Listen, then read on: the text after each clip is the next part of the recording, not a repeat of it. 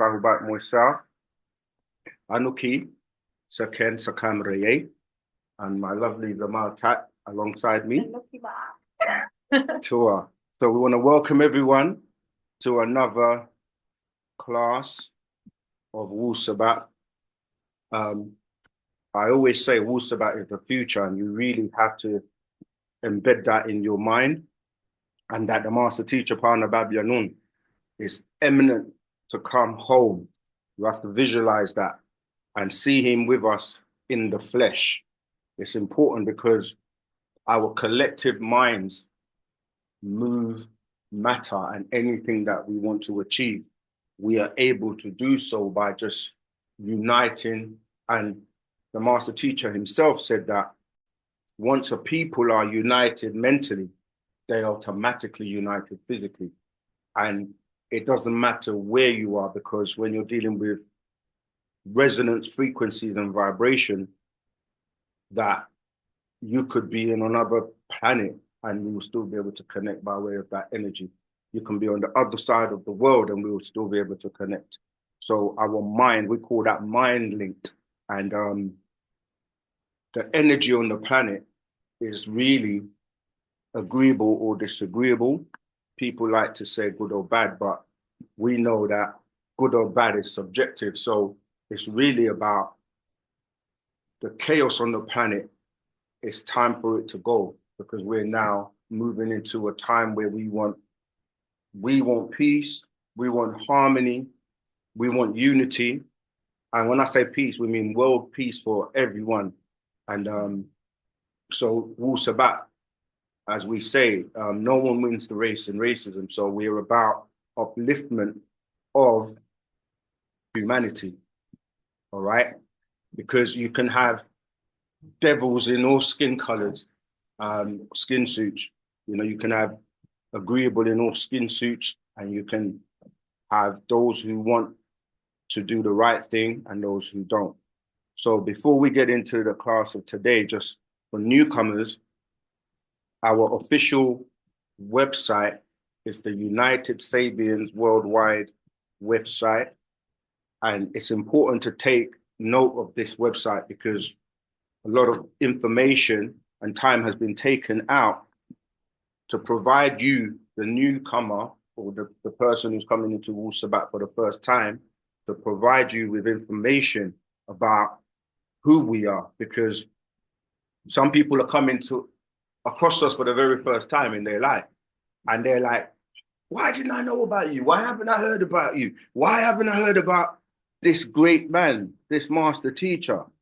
And we're like, well, everything is done at its time, at the right time.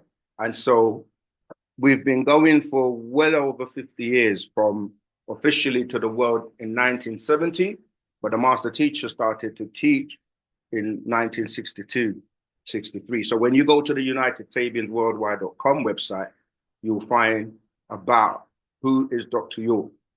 Okay, so you can read up about who the master teacher is.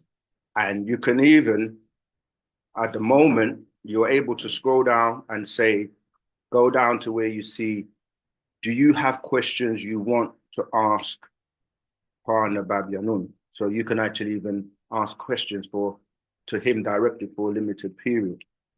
It's important to know who he is, because he is the link that we are all connected to by.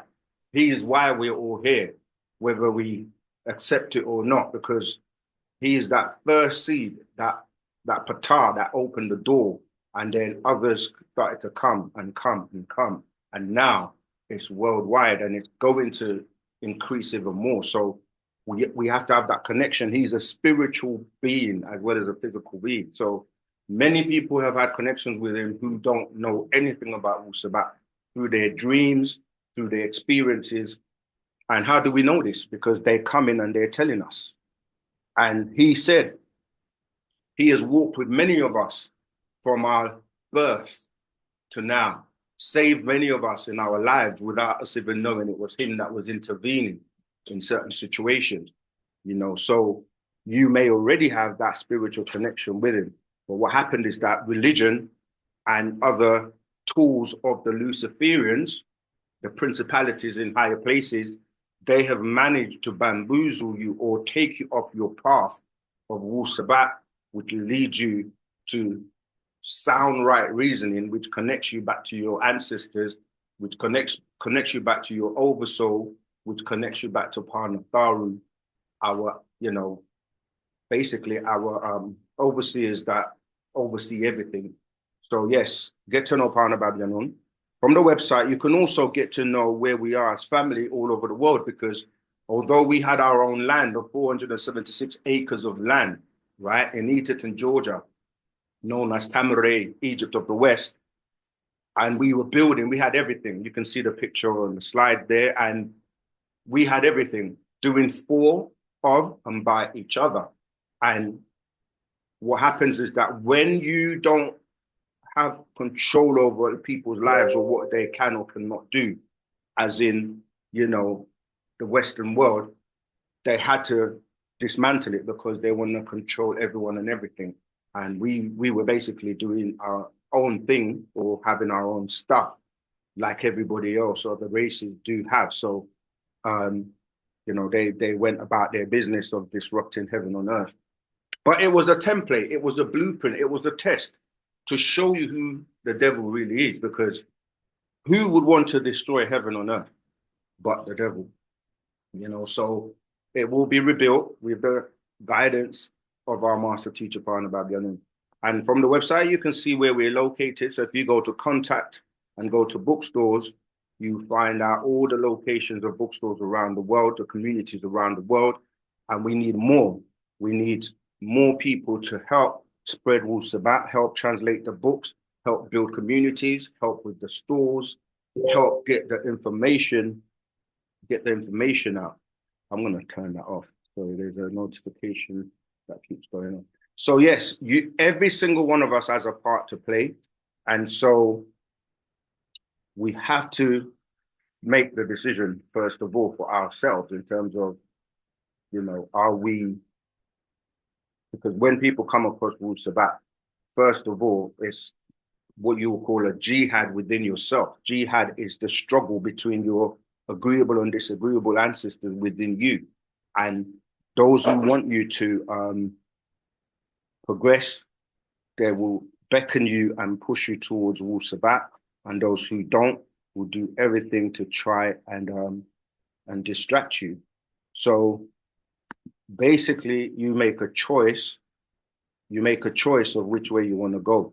That struggle is called, you know how in the Bible when they tell you that Israel, well, Jacob wrestled with the angel, and then his name became Israel, right?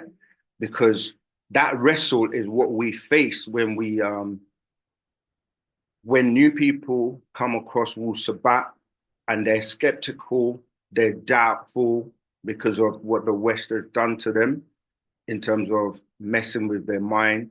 They call it brainwashing, but they've actually made your brain dirty, and we have to clean it up with Wu-Sabat. So when people come across Wu-Sabat and they're like, I've never heard of it before, why didn't I know about it, etc., etc., what they do is they will wrestle and try and find fault and try and, feed into the lies of the media and what they've been saying about Parnabab Yanun. All of that is done to make you, to shake your foundation, to make you feel like, ooh, I don't know, shall I go into this, shall I not? But ultimately, if you want it enough, if you ask for guidance, if you ask your ancestors, you will win. And then it's your journey from that point onwards, because you're dealing with your soul. Your soul is nothing to play with. And so make sure that when you go into something, that you're sure that your soul is in the right place. So without that, do you want to say anything about that?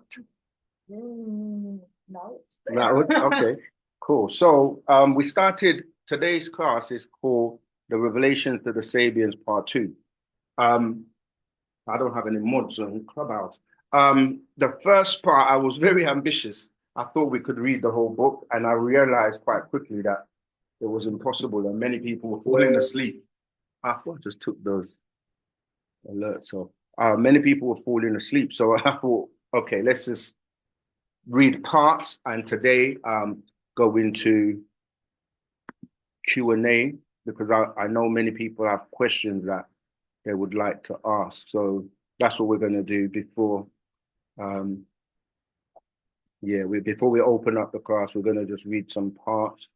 Let me do a test. Did anyone watch part 1 on YouTube? No.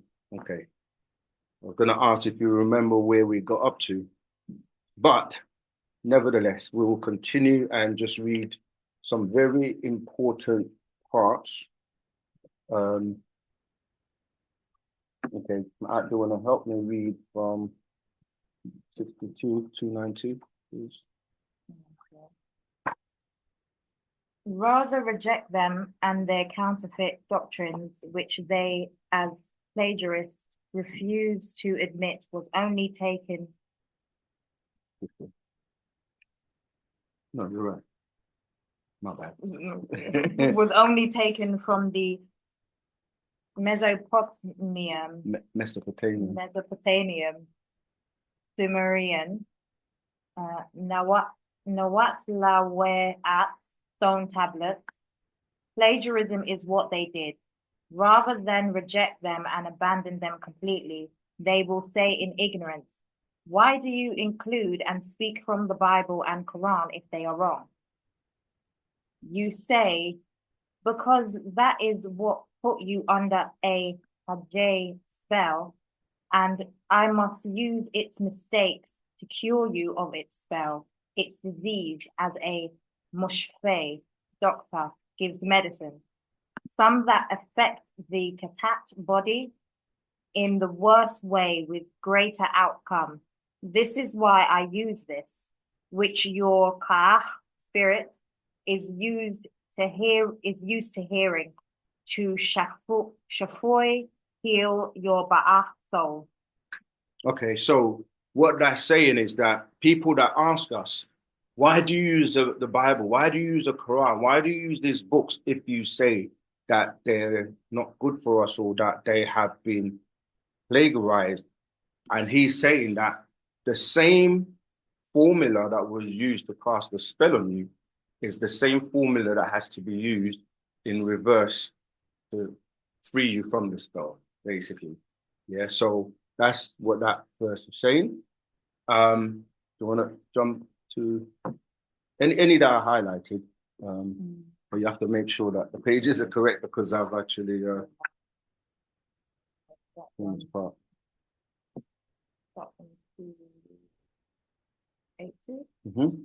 You will not find an easy way to accomplish your goal, yet don't give up. I don't wish to lose Wahoo, one of our lost Saab tribe, to the Jawed wicked, Nahes evil, world of the devil race. Okay, so again, he's saying he doesn't want to lose one single one of us, right? This is what I said at the beginning when I was saying that he has been involved in our lives in one way or another throughout our life because he doesn't want to lose one single soul. And when you're administering Wu-Sabat, that's what I was saying. It's very important to know that you're handling people's soul and the ramifications are not light. So he doesn't want to lose one single soul because what people don't realize about soul, and when you hear these words like soul, spirit, because we've been programmed with a religious mindset, people think in religion. But really what we're talking about is energy and it's your essence, that part of you that is the most important. And it's actually something that you can weigh it, yeah? You can take it, you can extract it. So what people don't realize that by way of these religions using technology, which is trick knowledge, they trick people into accepting ways of life, especially religions, where they feel like it's their salvation, and they give their allegiance and their spirit and soul to a deity or to a being that they don't know, and they sell their soul. And because they're still alive, they don't realize that the soul is only collected when you're transitioning from this skin suit to the other realm. That's when they collect the soul. You see, so it's important to know that that's what is your real essence, and you need that to be able to elevate and transcend on your journey up to being the highest being you can be as a supreme being. You know, so you definitely don't want to sell that or lose it in any way, shape, or form. Go ahead. So I think it's like what you're saying, it kind of goes back to that whole kind of reshaping our mindset in the sense of, if our great Nadaru thinks in this way to the point that he doesn't want to lose soul, and he's talking about all souls, he's not just talking about, oh, there's just specific souls that I don't want to lose, do you know what I mean? So in him saying that, and we're of essentially one consciousness with him anyway, essentially to reach the next level, that is kind of a mindset we ourselves need to take on, that we don't want to lose soul. It's not just about, you know, people will do what they do, everybody is entitled to their lives, but we can't just, people are people, well, whatever they're doing, I just don't care. We can't just turn a blind eye to that, because that means that our mindset is not where Nadaru's mindset is. And that's where we're trying to get to. So it just goes back to the reason why it's so important for us to come into love and unity. It's not just about us as a collective, but also you as an individual, how important it is for you to have that mindset of, it is important for us to come together in love and unity, so that your mind can be changed in that way. Sure. And the thing is, with that point you've made is so paramount, because what they do with technology is say to you and teach the young people things like, there's a phrase they use saying YOLO, which means you only live once. And that's technology, because you don't only live once. And you keep repeating the cycle if you don't elevate and grow your being and grow your soul. So by them saying you only live once, they give this impression that you should live free, carefree, just go for material things, just deal with yourself, selfishness. But really, that's setting you up so that you have to come back again and again and again and again. And when we were in our supreme being, we didn't have to come over and do this recycling. We could just go back. And now we've fallen so low that we now need to be taught and raised back up, so that we don't have to come back when we leave here. Because this is a hell, it's a hell. The planet Earth is actually a prison. Beings are quarantined down here, because most people will say at some point that, oh, I'm tired, I don't want to be here no more. Now, if you could just leave, you would leave, but you can't. So you're trapped here to master and learn and suppress that disagreeable negative being, you know, that is fed by the way of the system, by these reptilian beings that they thrive off of chaos, you see. So that recklessness of living in a reckless life, where, you know, you have multiple partners, you partying, drinking, smoking, taking alcohol, you know, taking drugs and psychedelics, and all of these, they design everything to the point where it's literally keeping you on that treadmill of, now we're going into what they call Christmas, which is a pagan ritual, and it's concocted, and we forget because we say, oh, we're celebrating Jesus' birthday. But the reality is, are we really? No, we're not. What has Father Christmas got to do with it? What has turkeys got to do with it? What has all this mistletoe got to do with Jesus' birthday, if you're actually saying that's what you're doing? And it's really going back to the system, a money machine, the elves that you think they talk about with Father Christmas, with reindeers and all of that stuff. That's to do with the manufacturers, because they have the biggest marketing budget during this period, because most of them are going to make so much money in that period, more than they would have made in an entire year. So they got you from Halloween, yeah, which again, that's a pagan ritual too, which is worshipping of the devil, but most people don't know that. And then after that, straight away after that, because the celebration was Samhain, really.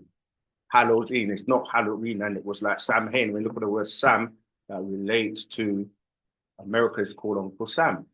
When you look at Islam, they talk about Narin Samun, that smokeless fire that feeds this negative part of you, the disagreeable part of you. And then you go from that, I see you, brother, give me 1 second. You go from the Halloween straight into what they're calling Christmas now. And it's all about greed. What's red got to do with it? Why does he wear red? Because it deals with rottenness, that energy, that chakra that deals with that low vibration. Why is he fat? And then they tell you he's going to come down the chimney. Not everybody has a chimney in their house. So what happens to the children that don't have chimneys? Is he not going to come and give them presents? He's been watching you throughout your whole year to see if you're good or bad, all this stuff. And then what happens straight after Christmas? They get a lot of money off of you because they sell you everything. The advertisers, they start marketing in October all the way through. And then straight after Christmas, when they've got every penny from you, because there are people who don't have it that will try to keep up with the Joneses and do everything to buy so much food that they don't really need so they can eat and be gluttonous and get fat. And then everyone cares about everybody for that one day. And then straight after that, everybody goes back to their life. And then straight after Christmas, what do they do? They tell you, oh, sales. And then after that, it's New Year's sales. So they just continue. And then after that, what is it after January? Valentine's Day. Yeah, so you get more money. After that, Easter. Yeah, and after that, and you can go like that all the way. You're right back to the Christmas again the next year. Your bank account every Yeah, they will definitely squeeze every penny out of you. Go ahead, brother. You had your hand up. Use the mic, please. It's got trick or treat then. No, trick or treat. That's another thing. You mean trickle tricks? because when you think about it, what do they do in trick or treating? They get young children to go to strangers' houses to collect sweets, and they know that your cavities are gonna right from the sweets. So what's that about? And sugar is one of the worst. Exactly, the worst thing people are addicted to. Everyone in this room is addicted to sugar. And you know the funny thing about sugar, if you do your research, when you consume sugar, it actually triggers off a part of your brain and it's the same part of the brain that's triggered when you take drugs. Mm-hmm. So yeah, sugar's a drug, basically. Yeah. Like it responds to your body like drugs. Yeah. So it is. Right. Yeah. Yeah. So was that your question? Trick or treat, right? Or did you have another? That was mostly the question. Okay, we've got another brother at the back. Go ahead, please. Someone pass the mic over because we want people online to hear what you're saying.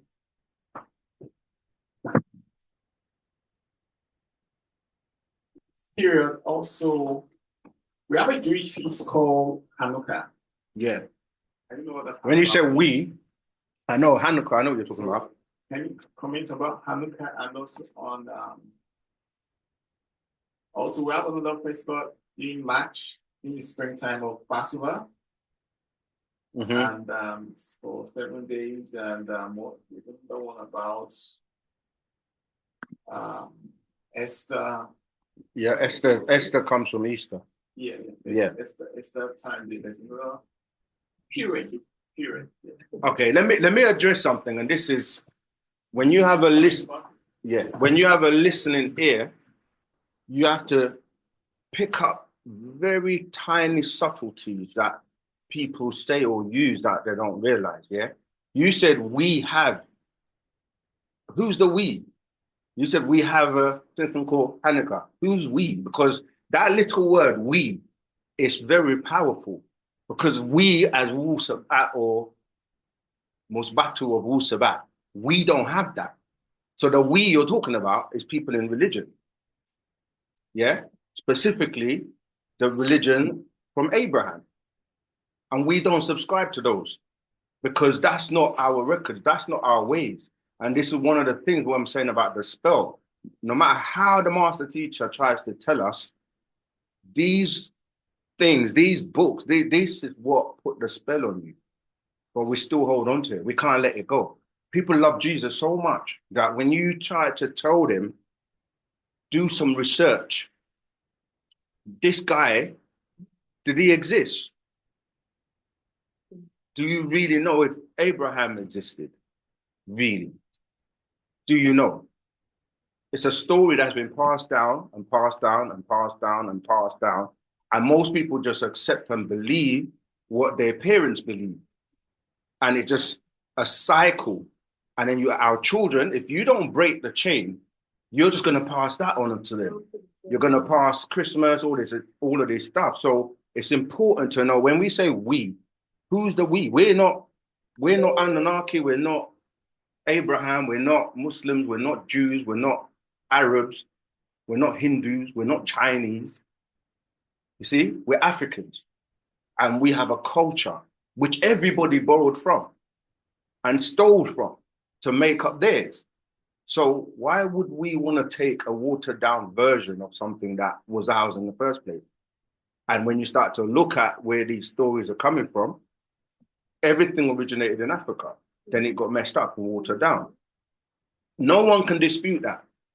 No historian, no scientist, no anthropologist, no one can dispute that Africans and Africa was here first. Even when they talk about Egypt and try to give you an impression that Egypt is not African, but it is. Yeah, and then going into Iraq and to Mesopotamia, where it's dealing with these Arabs and these Phoenicians and these Anunnaki that came to that place. You see, so we have to accept that we have to give them back everything that they put on us to put us in this condition. So yeah, we don't follow Abrahamic rights and all that stuff anymore. We studied it. We had to study it because when you're talking to someone that is inside of that, you have to be able to relate to them. If I can't relate to you, you're not going to listen to me. If I don't know the Bible, I don't know like when I quote the Bible and I'm speaking to a Christian, they would have to say, this guy's read the Bible. He knows the Bible because that's what they're familiar with. So you can then have a conversation. And from that conversation, you can maybe start to reach their heart because it's really about the hearts and mind. And sometimes people do it the wrong way because we go on the attack. We go on it with, we know better than you, or and then they get defensive because you're not relating to them. You have to be able to relate to everyone because that's what Ashuk is. You're coming with love, divine love. Yeah. So if it's a Muslim, I will say Assalamu alaikum. And they will, I can relate, Just that word, Assalamu alaikum. And okay, he's with me. Yeah. Then we start to talk about Muhammad, we can go into whatever they believe, and then at the end of it though, I'm giving them Wu-Sabat. And if they don't choose to go in that direction, you just leave them peacefully. Peace be with you. And you continue. And I see people wrestling with this when they're trying to leave whatever they're in and come into Wu-Sabat. They wrestle, gosh, I love Jesus. I've been with Jesus all my life, or Muhammad. And now you're telling me it was not real? I love you, bro. I have to tell you the truth. That's what love is. You have to tell people the truth, no matter how hard it may be. You have to tell them the truth, because truth is what they say will what? Make you free. Yeah, again, that's another little trick. They say set because when you accept your set, it means that someone's holding you in bondage, but you're holding yourself. You make yourself free. You see? Yeah. So yeah, we know Wu-Sabat is here and is here to stay. So yeah, if you have any questions, Clubhouse, Zoom, TikTok, please go ahead and ask your questions. You can just unmute your mic.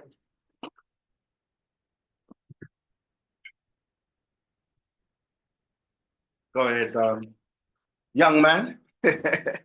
my elder moved out, Pat. Go ahead, Jamal. Listening what you were saying regarding Islam and so on, religions.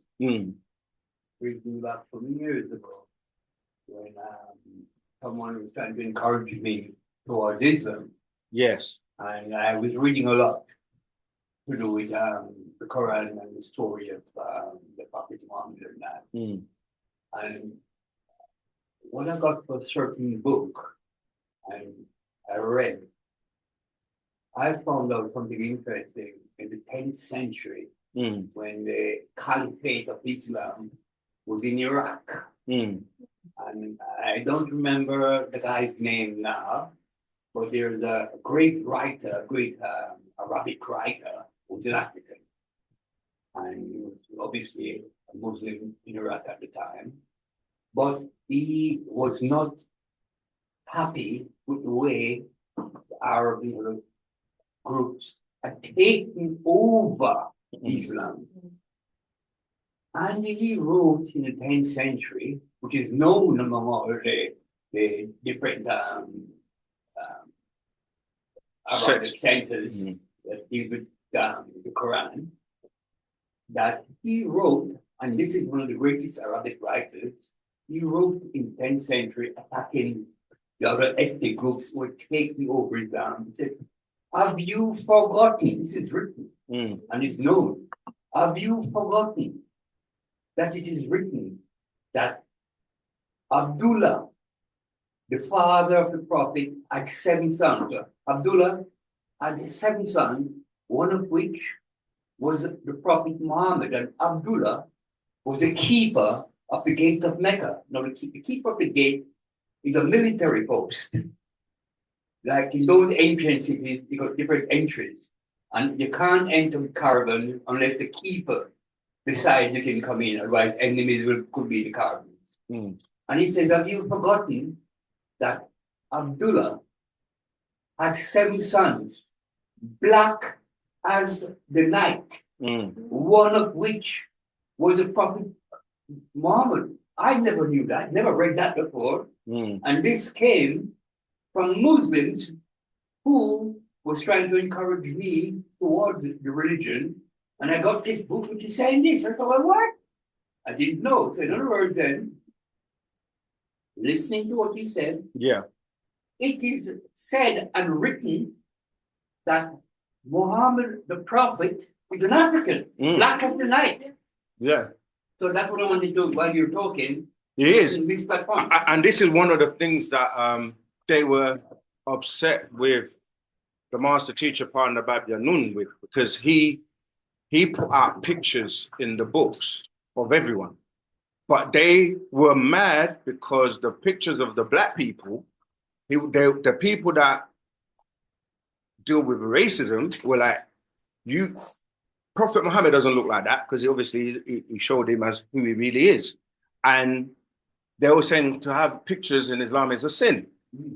But yet they have hadith that talk about the Prophet Muhammad, and they talk about him and give descriptions of him and saying that his armpits were white and things like that.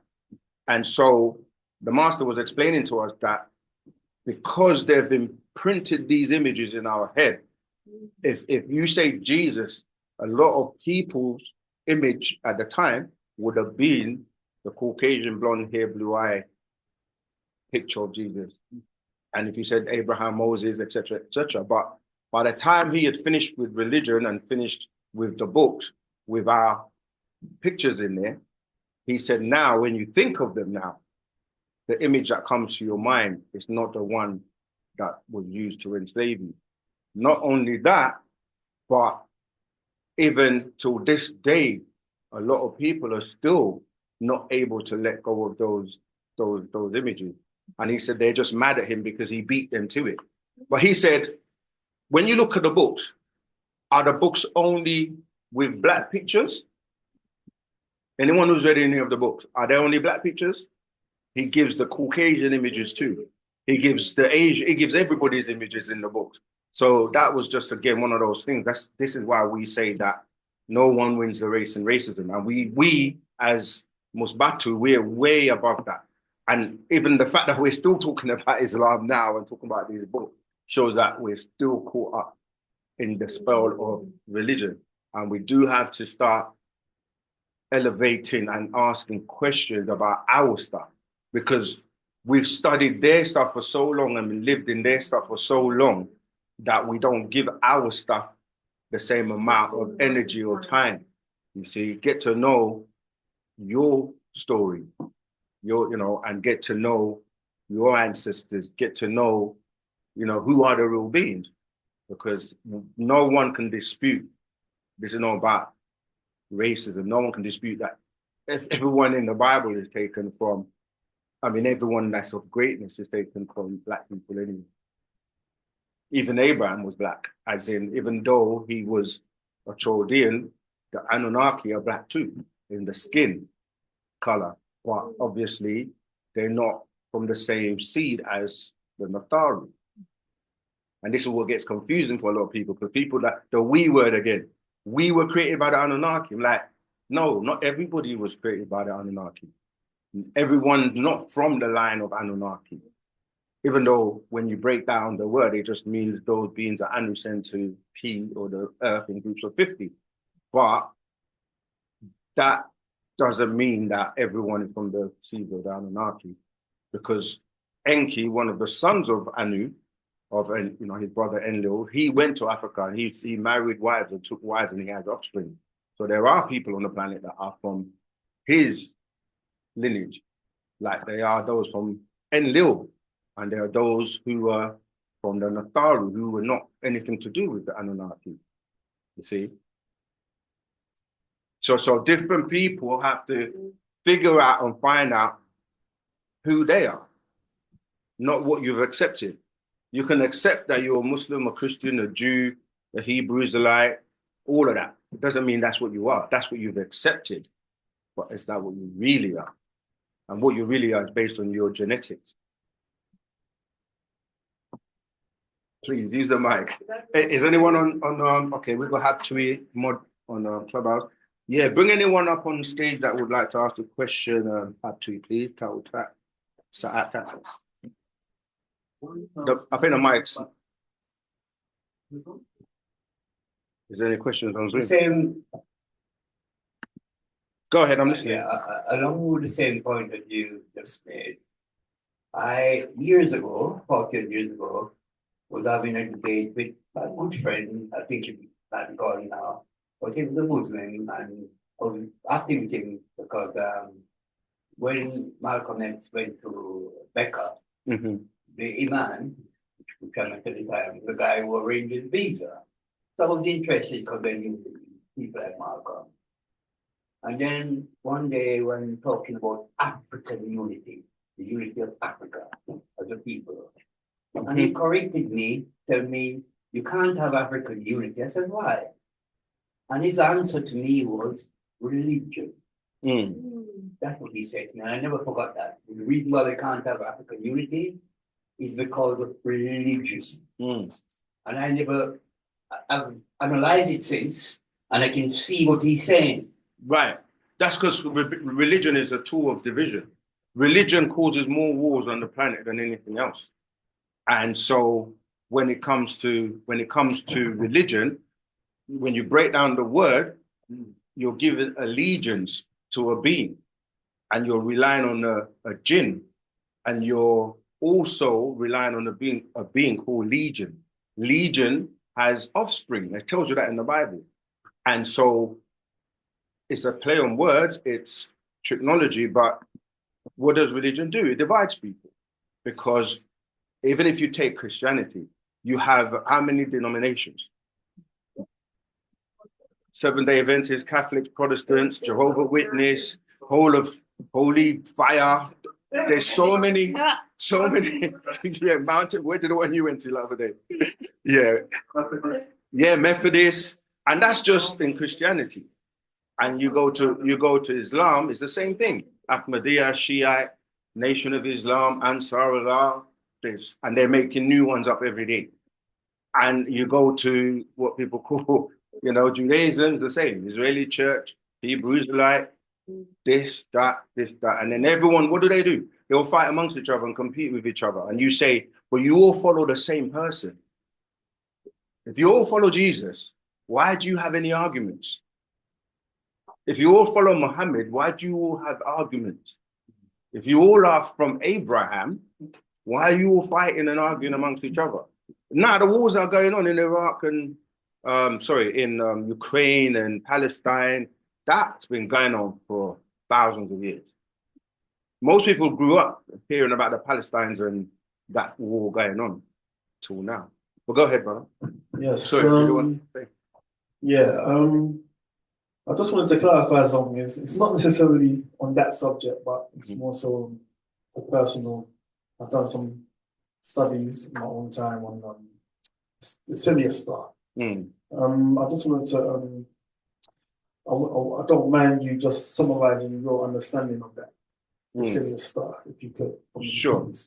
Right. So that's a very good question and point. When we start to talk about where God is, where the angels are, where all of this started from, most of the time, the basic answer is that it's in heaven. But then when we probe further, where is heaven? They say up there. But then when we go to the Bible and it talks about heaven, it gives you names, like you say, Sirius. It talks about different and people, like Job in Job 9:9, the Pleiades, and it's referred to as in my father's house there are many mansions. And then when you look at all the star maps, you see all of these constellations. So the point is that what people are calling heaven is the constellations. And so Sirius was one of those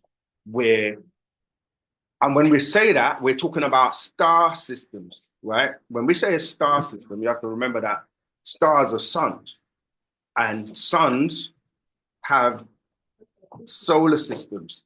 Like this planet that we're on, it's in a solar system. And there are how many planets around this our sun? Is anyone studying? Someone says 9. Any more? Any offers? Going once, going twice. I'm gonna start auctioning. So you all agree it's 9, or you don't know? No one knows how many planets are in our solar system.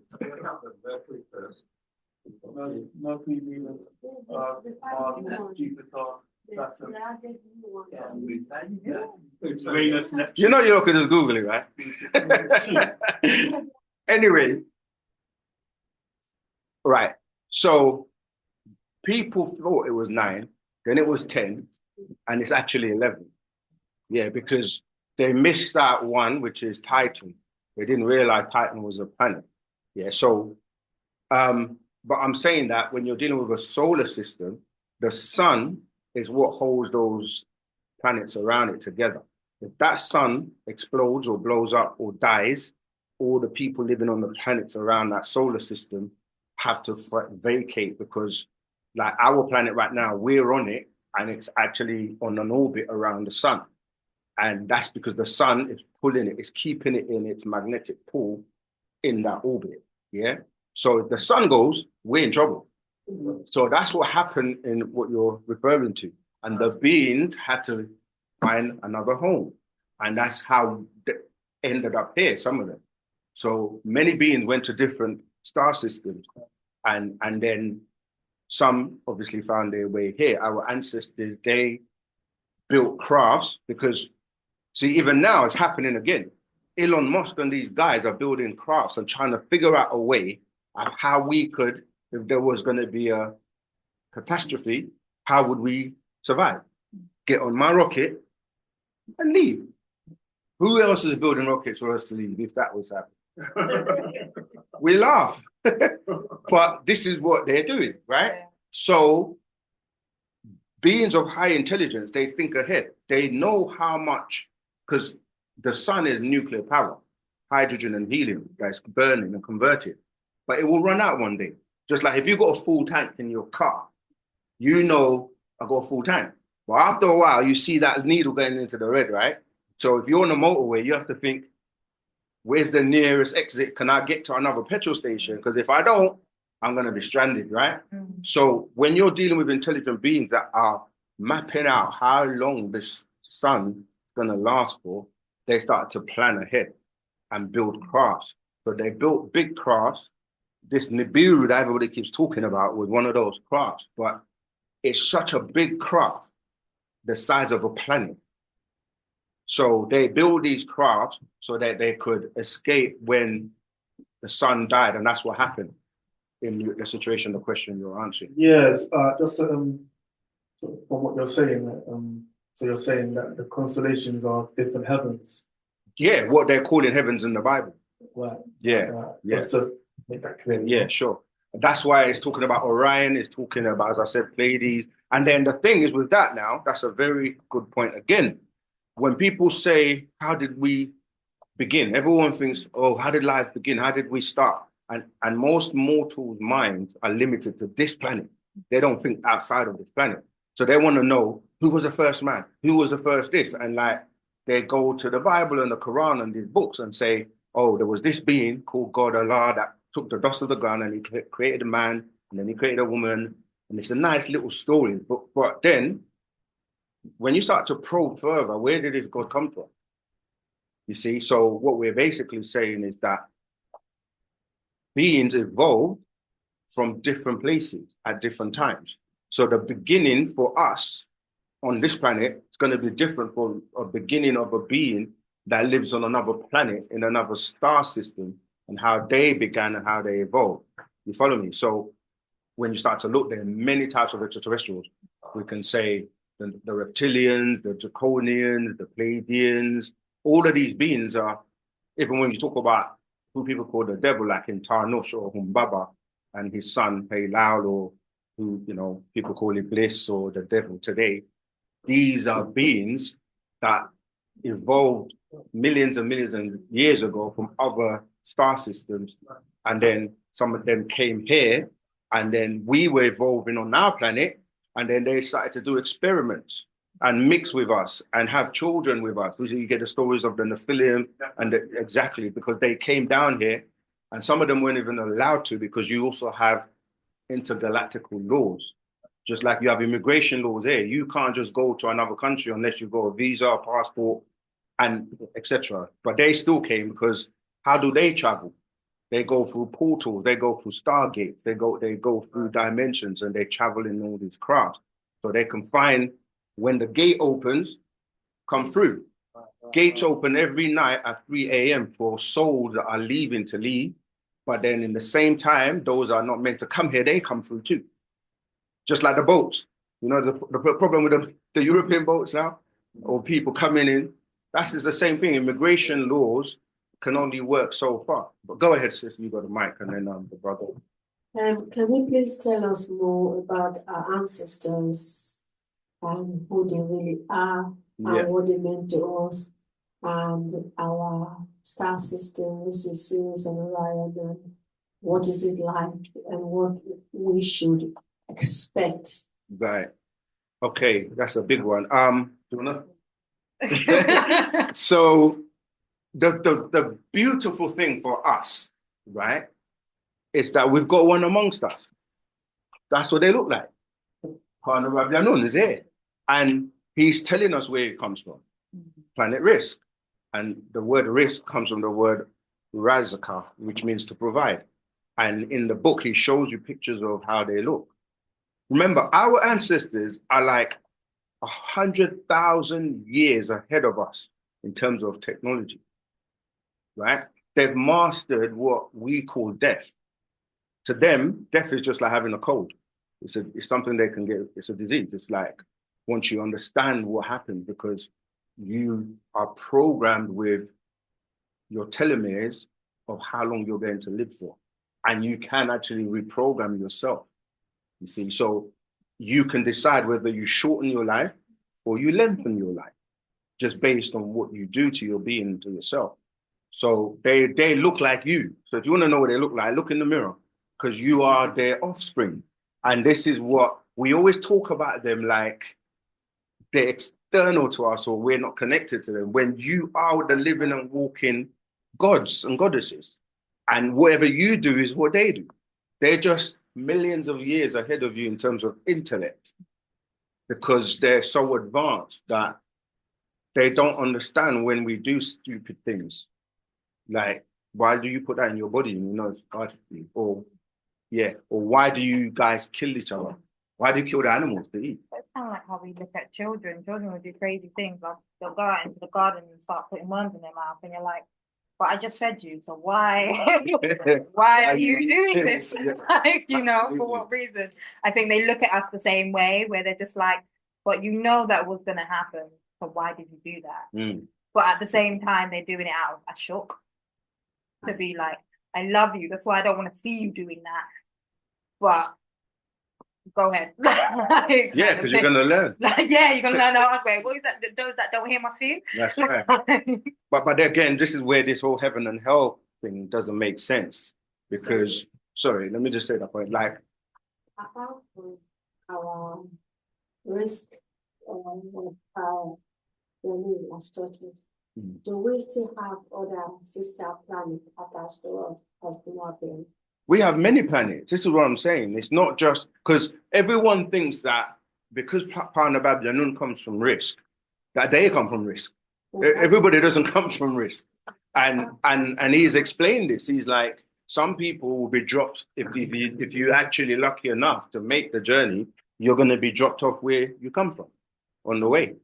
You know, so it's like many people do come from risk, and he says that, you know, those who make it there will go back, but some people may just be from Mars or somewhere else, and they will be dropped off on the way.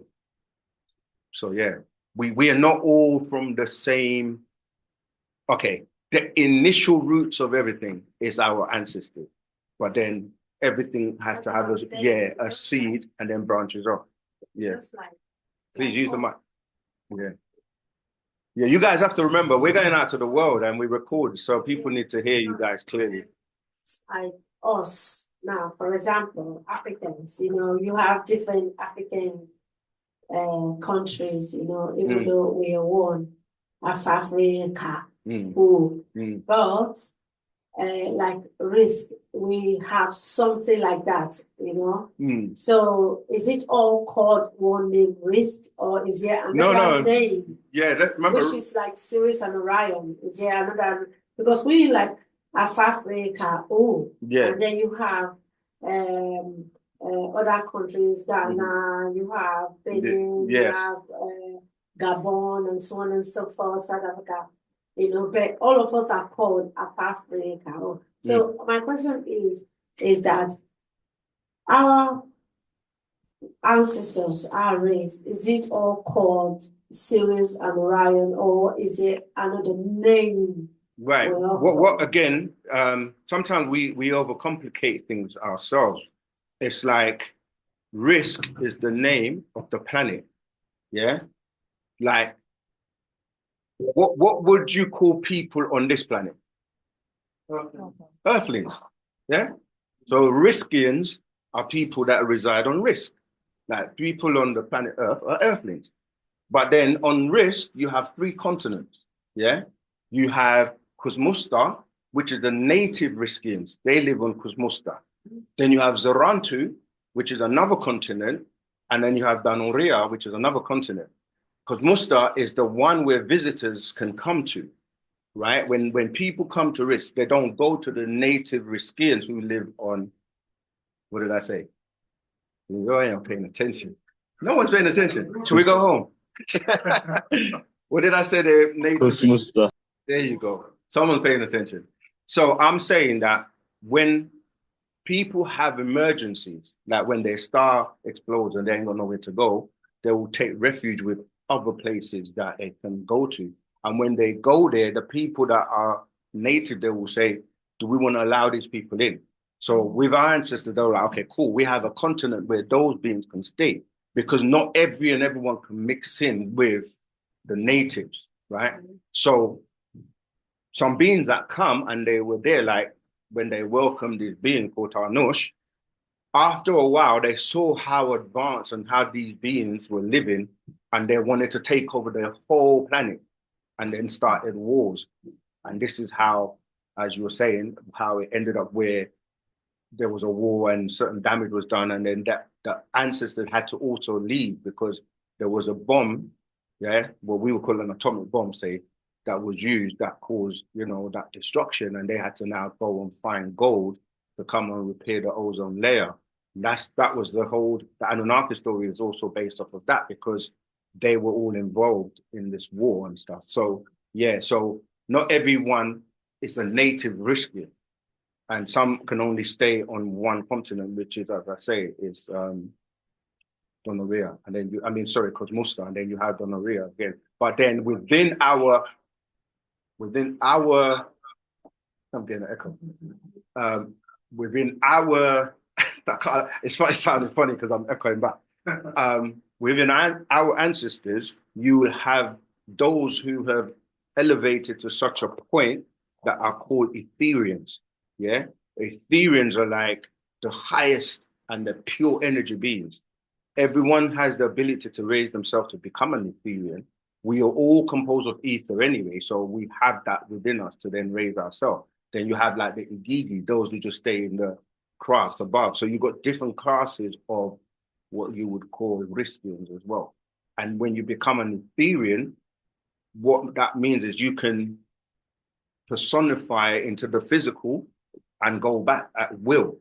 Whereas some beings you're not allowed. Some beings are not allowed to come here. Only those who were cast down here or like sentenced down here come down. But you don't have to come down if you don't want to. As an Etherian, you can come and go as you please by just transforming yourself. This is what the master teacher is trying to teach us, that you can turn yourself inside out into a pure energy sham and then leave if you wanted to. But to get to that stage, you have to really like learn the science of turning yourself inside out. And when we say that, that's dealing with your chakras. And then not everybody can do that because some people only have a limit in terms of what ether they can go to. Yeah. And then you have those who have 9. You're going to stand in a naughty corner. and those that can actually utilize all their 9 chakras, or chakras as they say, because you've got 2 above your head, which are still magnetically tied to you.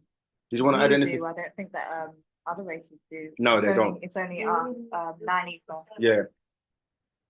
Yeah, they have 7, but we as 9. Sure. So you are who you are, no matter what. You don't have to try and be anybody else. Like if 6 is your highest, 6 is your highest. That's it. Obviously, the Asians, because most people that start to learn about these like chakras and sciences, they will go to Hinduism or Buddhism to learn about those. Obviously, without Wu-Sabat, because Christianity, Islam, they didn't really go into that. They don't teach you much about that. But obviously, like I said, Buddhists and the Hindus, they will go into that. But then they only go up to, we say, 7. And then we, as Nagaru, 9, we go up to 9. Yeah. Any other questions? Rabat Zima, I have a question. Rabat. Yeah. Asar. Sorry about the white noise in the background. I'm in transit. It's okay. Huawei. Okay. So the first question I have is, I'm just going to ask them all 3 at once. So the first one is, how can you tell what lineage you're from, and is the Anunnaki agreeable or disagreeable? My second question would be, as a Sabian male, how should we pick our mates, and should we be picking a Sabian sister, as there are not many over here in London, but the spiritual path can get lonely sometimes? And question 3 is, what have we as a tribe achieved in the last 22 years regarding the growth of Wu-Sabat, Wu-Nawap, and the freedom of Partner Babylon? Tautagzama, I yield. We'll answer them. I think the lineage thing, it kind of goes back to the characteristics of you, like your appearance. Essentially, you would look like your ancestors. So I would guess I think there's a video that you did where you showed all of the beings and what they all look like. your best bet would be to either look at your characteristics and see who you favor, and then also ask your ancestors. Because Yeah. they will know, they will tell you. Yeah. Yeah, I'll add to that a little bit, if you don't mind. So, yeah, it's really about your nature, and being honest with yourself, right? Because you know what you do that you shouldn't be doing. You feel it, you hear the voices in your head. Rahubat greeting, right? So this doctrine is the determining factor, how you know, because Parnabab Yanun is a being that is teaching you information to transform you. And he is the opposite to beings that are teaching you the opposite or otherwise. So if you're struggling to, what's the word I'm looking for? Submit. Not submit, because the word submit, people take that to mean if I submit, then I'm low. Like even if you say to a male, submit to your mate, kind of ties into the second question, or your mate to submit to the male. Oh, I don't submit because of the Western mind. Like it's taught you to feel that submission means you're under control by somebody. No, submission is when you're in agreement with somebody, right? You're resonating together, and it's not a fight or a struggle because you both are in harmony, right? So because if you keep fighting what you're being taught by way of Wu-Sabat, then that's showing you your nature is going against Wu-Sabat, and you're going to the Sorry, nature. can I add something? Can I add something to it? Because Are you adding it to the wasn't question? really Okay, go on. yeah, because maybe I might have questioned it wrong by your answer that you're giving me. So it wasn't really so much fighting. It was to do with, because with the master, he has the Anunnaki with him also, correct? As in Murdoch and things. I'm listening. What's the Can you hear question? me? Yeah, I can hear you. So do we have the Anunnaki within all of us? Because within all of us, or not? That No, was we really don't. kind of my point. No, we don't. Again, the question is always going to be, who you calling Anunnaki? Because there are different species of beings being referred to as Anunnaki. Now, when you're talking about a master teacher, you're talking about a part of him in terms of the master teacher is an avatar, which means that different beings can speak through him as the avatar. Yeah, so he could be like Murdoch, for example, right? Murdoch, where he was, because remember that who's Murdoch? Murdoch is the grandson of Anu and the son of Enki. So he can communicate through the master teacher. And that's what was happening during that time we were going through the Sumerian school. And he's got other parts. So in terms of going back to your question, we know we're composed of beings that evolved, and we are composed of the Natharu, and we are composed of greys and reptilians. You see, so that nature of the reptilian is in us. You even got something called a reptilian brain. And as a reptilian, because we evolved from water onto land, and in the water, we had to take on the form because we can adapt in any environment. If you read the Black Book Part 1, that's where it's explained to you that, wherever we find ourselves, we are able to adapt. If we all got drowned or we were in water now, you'll all quickly learn how to breathe in water to survive. That's the natural fact. Yeah. So we have that ability, but we are dormant in certain things because we are not aware of it, or we've been dumbed down. Yeah. So we are part gray. This is why when you're in the womb of your mother, you look like a gray. You have a big head with big eyes and a small, body, and then you evolved into what, from a reptilian to a gray, and then you come out and you're still in water now because we breathe oxygen and we breathe in water, and we have more water in our bodies than anything else. So we are still in a biosphere with different atmospheres, you see. So most people don't, if you did that, right, what you're not seeing is the gaps in between your hands. If you look at it, you had webs. You still have them. They're just down here now. If you look, you have the little webs right there. If they came all the way up to here, as they were before, you would be seeing that being. So your tadpole in the beginning, which is a reptilian in water. So to answer your question, that first one is your nature is made up of your DNA, and your DNA is what governs what you look like, how you act, and what you do.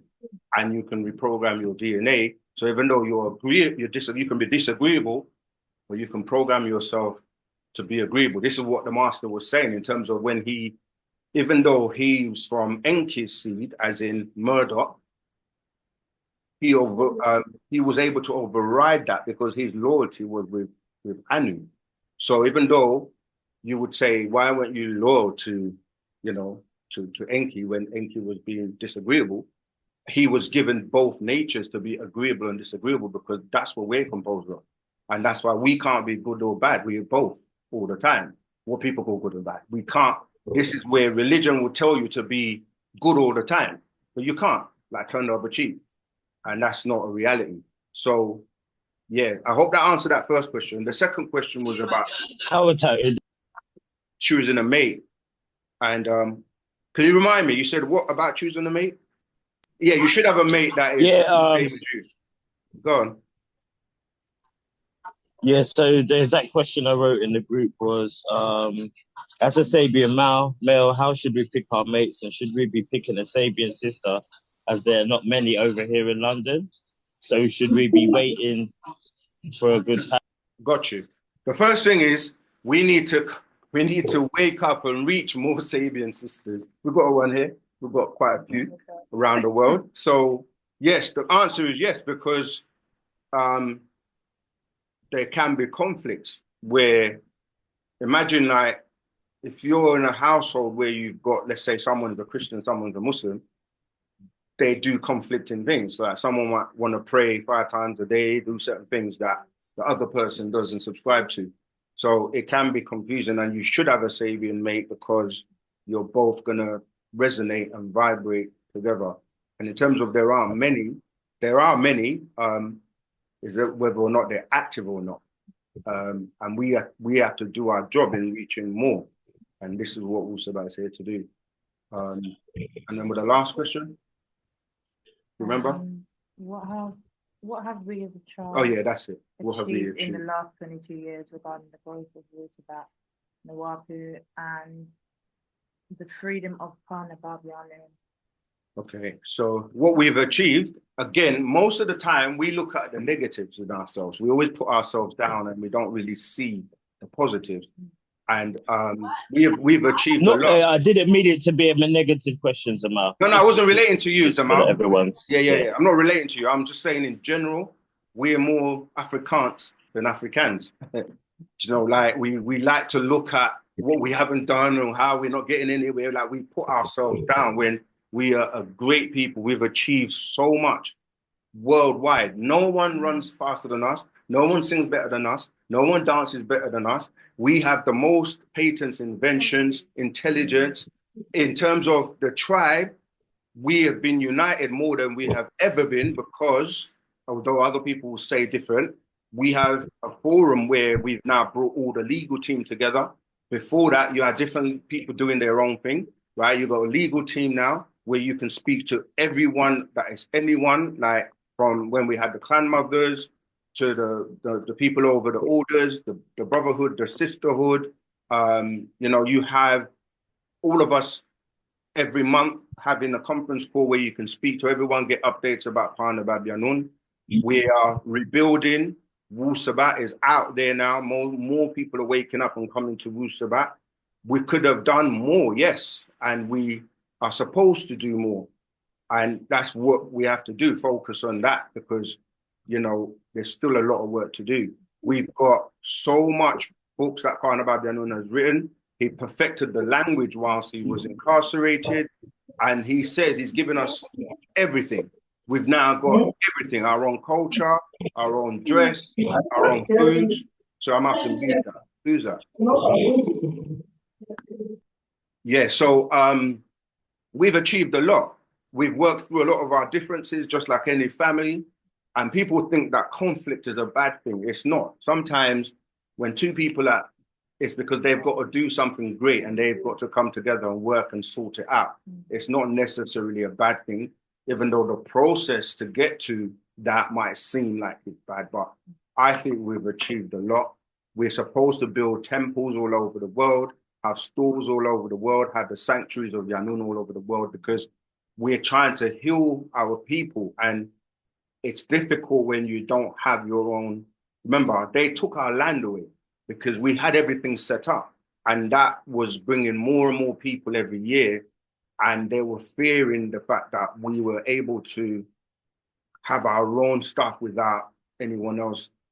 The fact that we can go to the world and say we're Musbatu and they don't know what that is. You know, we have to tell them what that is. But everything else that's been given to you, they know what it is because they gave it to you. So when you say I'm a Muslim, they know where that comes from. When you say I'm a Christian, they know where that comes from. They know what that means. If you say I'm a Jew, they know what that is. Say I'm a Nuwapian, they don't know. They're going to have to ask you, what is that? You know what I mean? And then now you have the authority because now they have to come to you to know what is that. And then when we're speaking our own language, they can't hear what we're saying. But you can sit on a bus and two Asian people can be cussing you right in front of you and you would not know.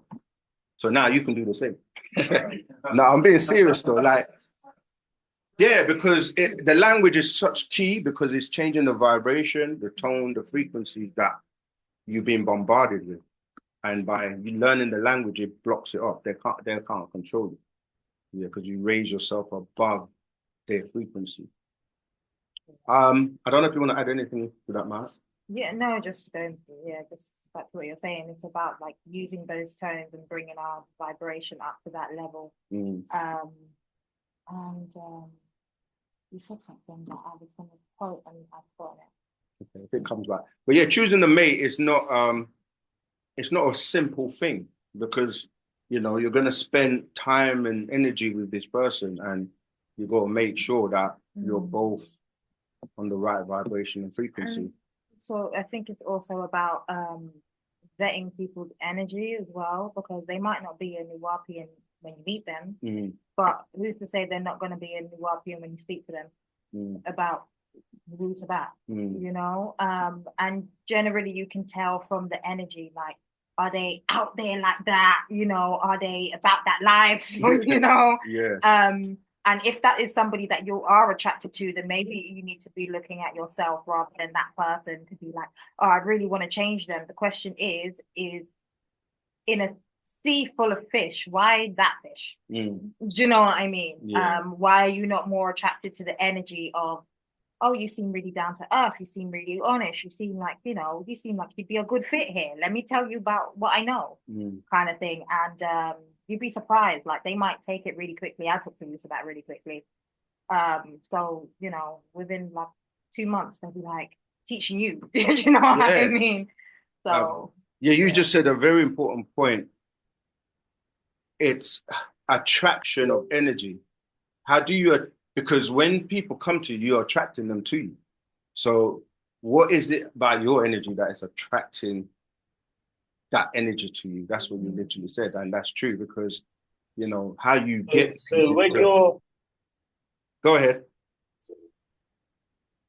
Sorry, Samar. So when you're vibrating on Wu-Sabat, so I'm talking for a lot from experience. So when you're vibrating on Wu-Sabat, it's a higher level energy than everything on this planet. So you're naturally going to be a ladies' man. You're naturally going to attract different, maybe different that energy. And also, in this day and age as well. For example, say you were giving advice to your son as a Sabaean man passing down. What would you say to your son? Would you tell him to get to know them? Are they meant to be friends? Because a lot of the time you can get to know someone, you don't really know someone because one, people are always constantly changing, and two, from my personal experience, you know, people can say things and act things, but then over a period of time, it doesn't marry up. So with that, you reckon you should become friends over a period of time and leave it at least 1 to 2 years to get to know them because you can't really get to know someone in a short Yeah, space of I time, mean, or am I going off of the tangent?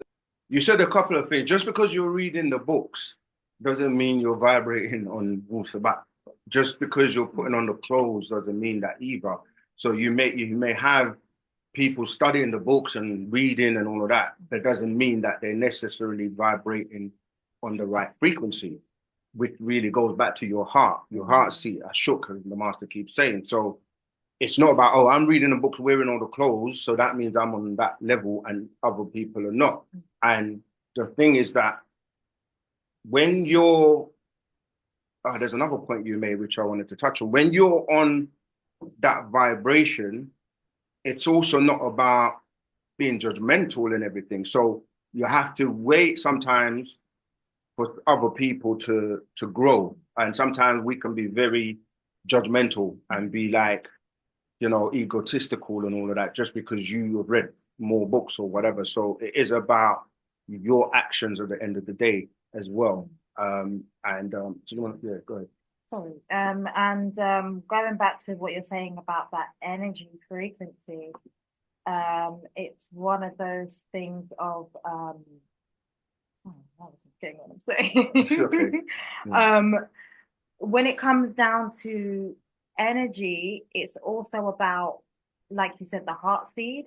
So then it comes down to intention. So you might meet somebody who knows nothing about Wu-Sabat, but their intentions are pure. And I think that's how our Nagaru look at it, in a sense of there might be two people. One might kill for bloodlust and the other one kills to protect their family, right? Not to say that killing is right. Don't go around killing people, okay? But it's the intention behind it that will make the Nagaru overlook certain things. And then if you have that same mindset, you can go, okay, you don't wear your bindi when you go out. And you know, you don't, you know, you're not wearing your ankh, or you're not, you know, wearing your attire, or you're not chanting 3 times a day and so on and so forth. But intentionally, you want the best for your people. So from that intention, you kind of go, you know what, I see the potential and I will try with you, you know, because you see that heart seed.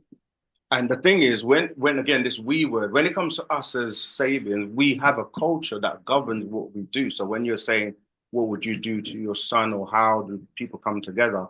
If you read the Gospel of Yanun on the Sacred Feminine, it lays down how you go about choosing the mate and what you should avoid and what you shouldn't avoid.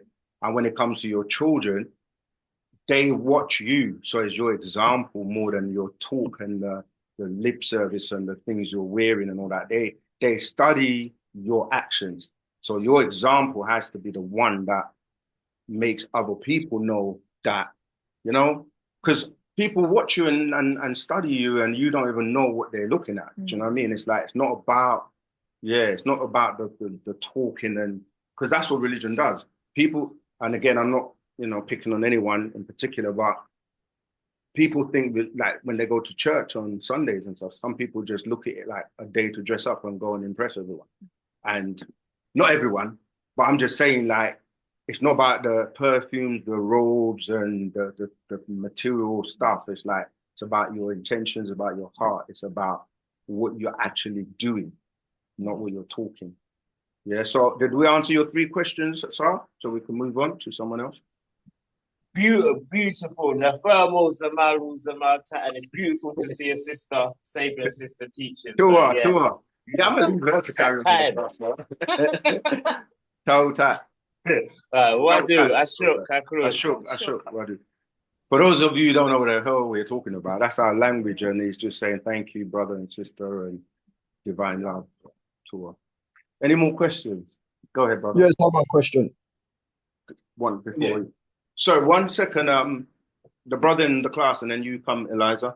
Go ahead, sir. Okay, you mentioned about the first question, 2 questions. One about who created the planets or the planets, galaxy constellation who created it. 1.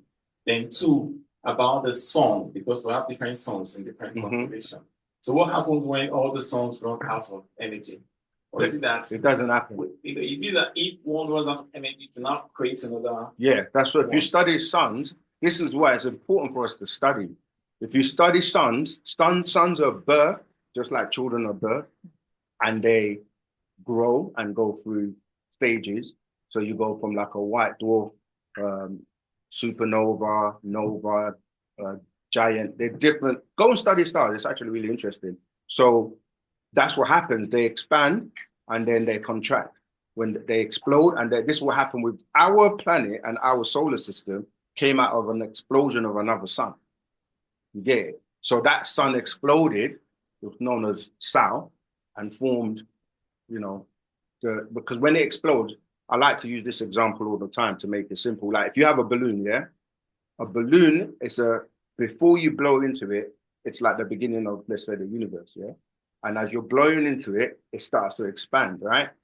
And the balloon is held together by atoms. You might not see it because the rubber is so tightly knit together. But when you're blowing into it, it starts to grow and grow and grow and grow. And the air is going to get to a point where those atoms, the friction in the rubber, because you're now stretching it so hard, it's going to explode, right? When it explodes, normally you see that the pieces of the balloon will fly off and they will stop at a distance, yeah? So this is what happened with our solar system, where the sun exploded and these bodies that flew off got held in the magnetic pull of the central mass or the sun and remained there, and it was like cooling off. So the planet Earth was hot, and it was like originally with like and there was other explosions that took place as well. Like 2,250,000 years ago, a meteorite hit the planet, and that caused like the dust to cover the planet, and there was no sunlight coming through. This is where Genesis is picking up, because it's saying, like when it's talking about there was no sun and all that, and then, but the stars, as in the moon, the other bodies had already been in existence for millions of years. But when that explosion took place, the dust covered the planet and sun wasn't getting through. So then these Anunnaki, right, they came in crafts and they were hovering above the planet.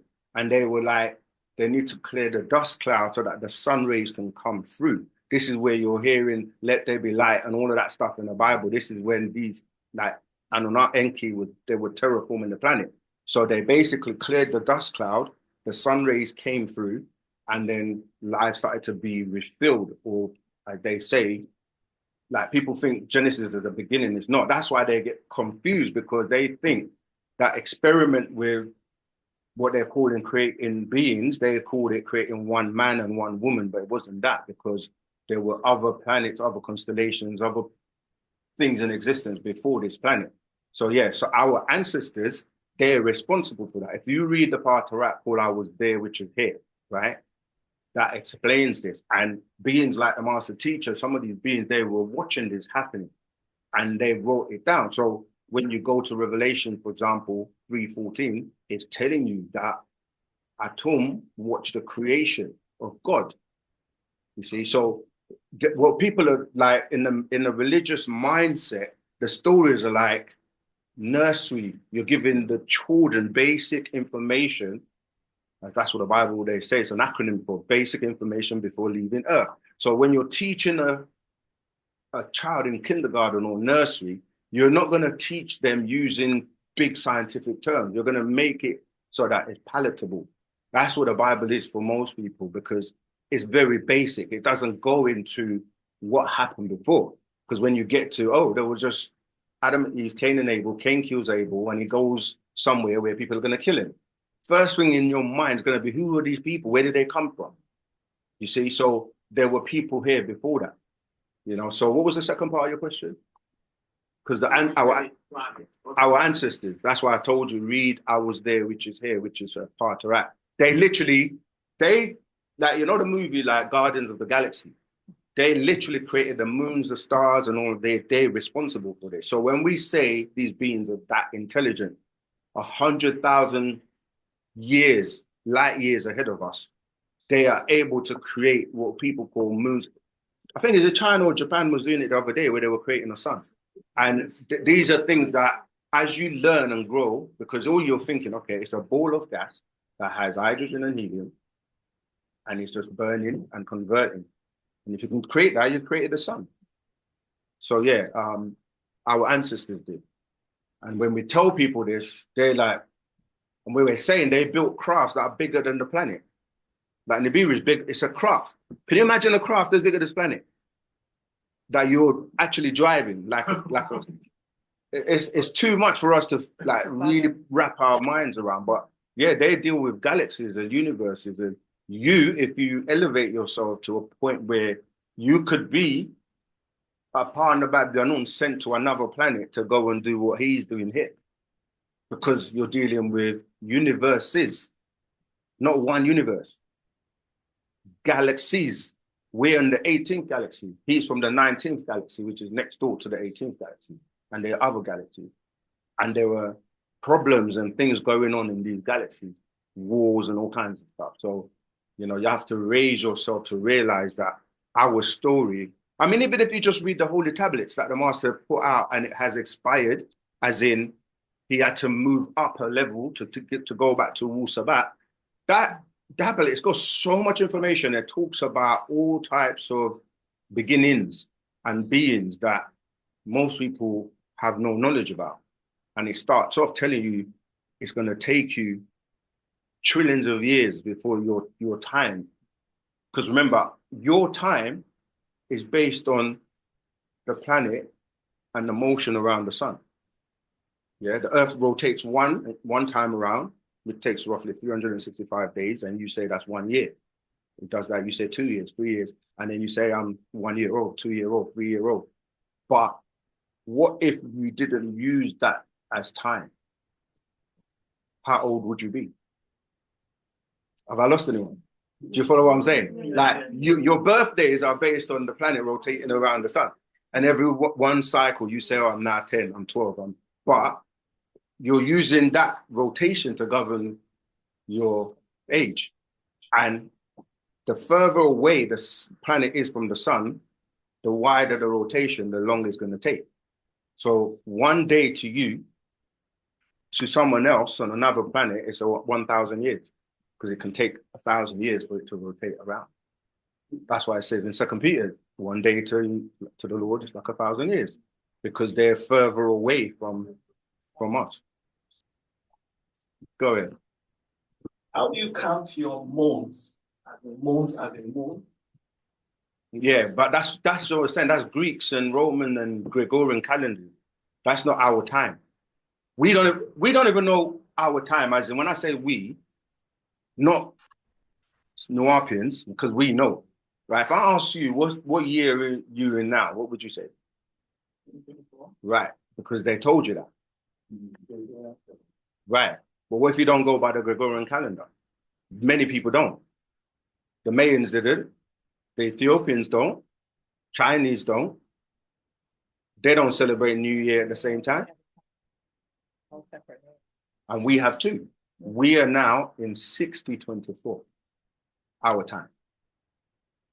As Sabaeans, that's why I'm saying this we. You got to become a Sabaean to be included in the we. Because when people are saying we, there's a we that are Sabaeans or Nuapians, and there's a we that people are calling black people. Two separate things. And you have to start to learn about who and what you are and your culture and your language, and so you can be the best that you can be. And be proud of who you are. Don't always have to try and borrow and take other people's stuff. They don't respect you when you do that anyway.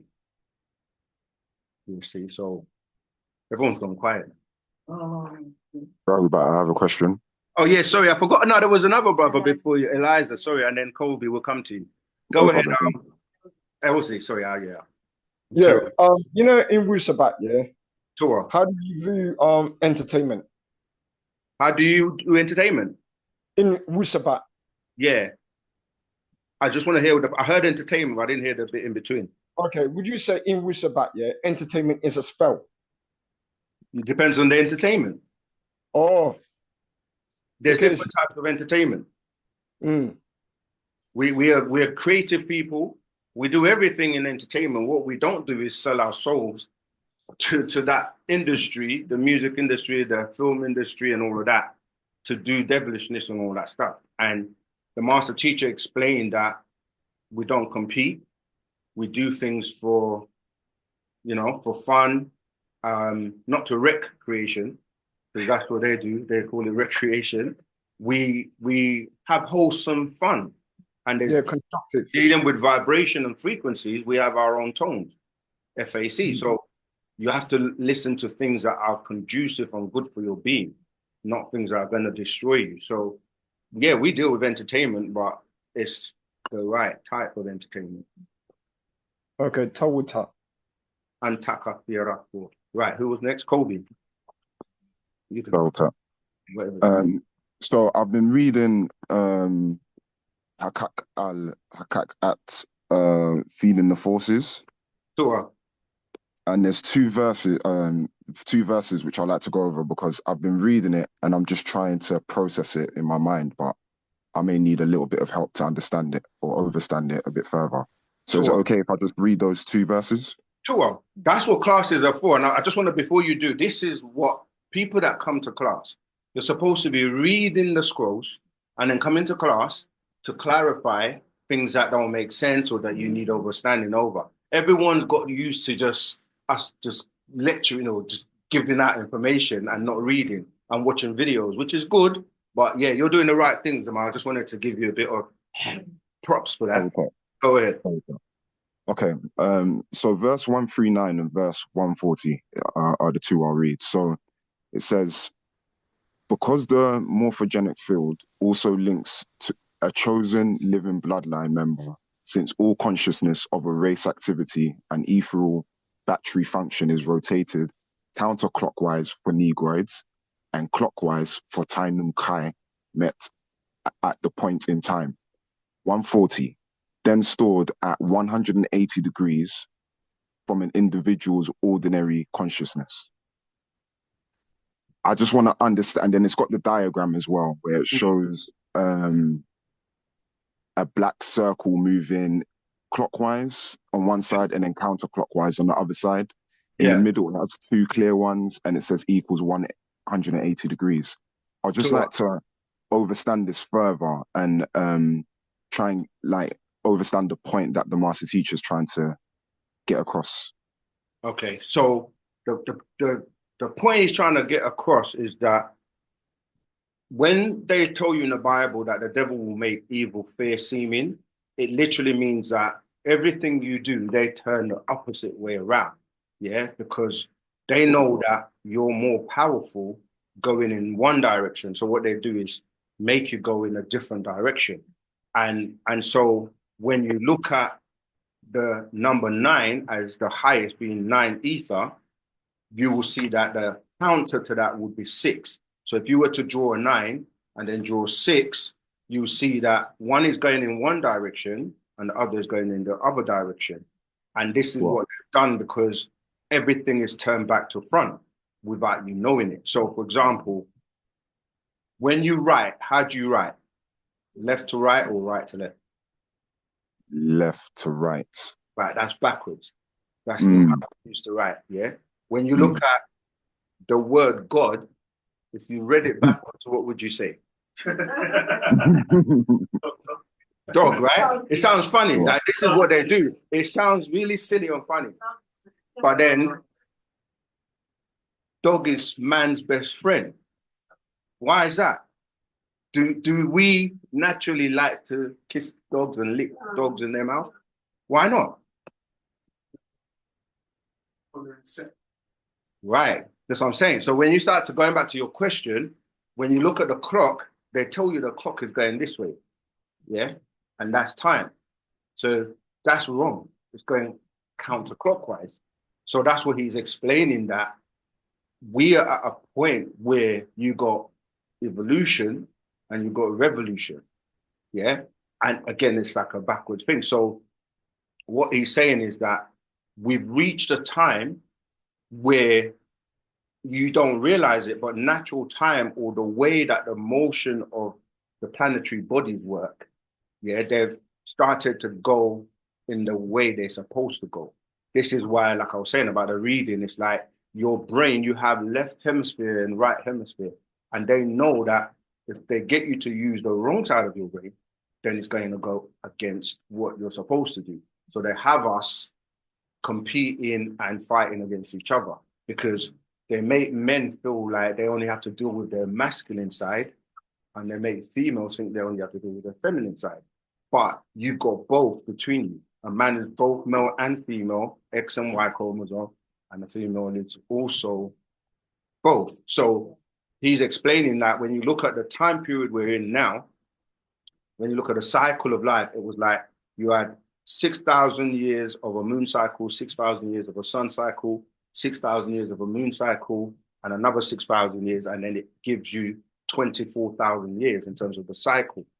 And that clock that we're talking about, 24 hours, is based on the circumference of the planet, which is 24,000 miles. This whole planet by extraterrestrial is referred to as Project 24.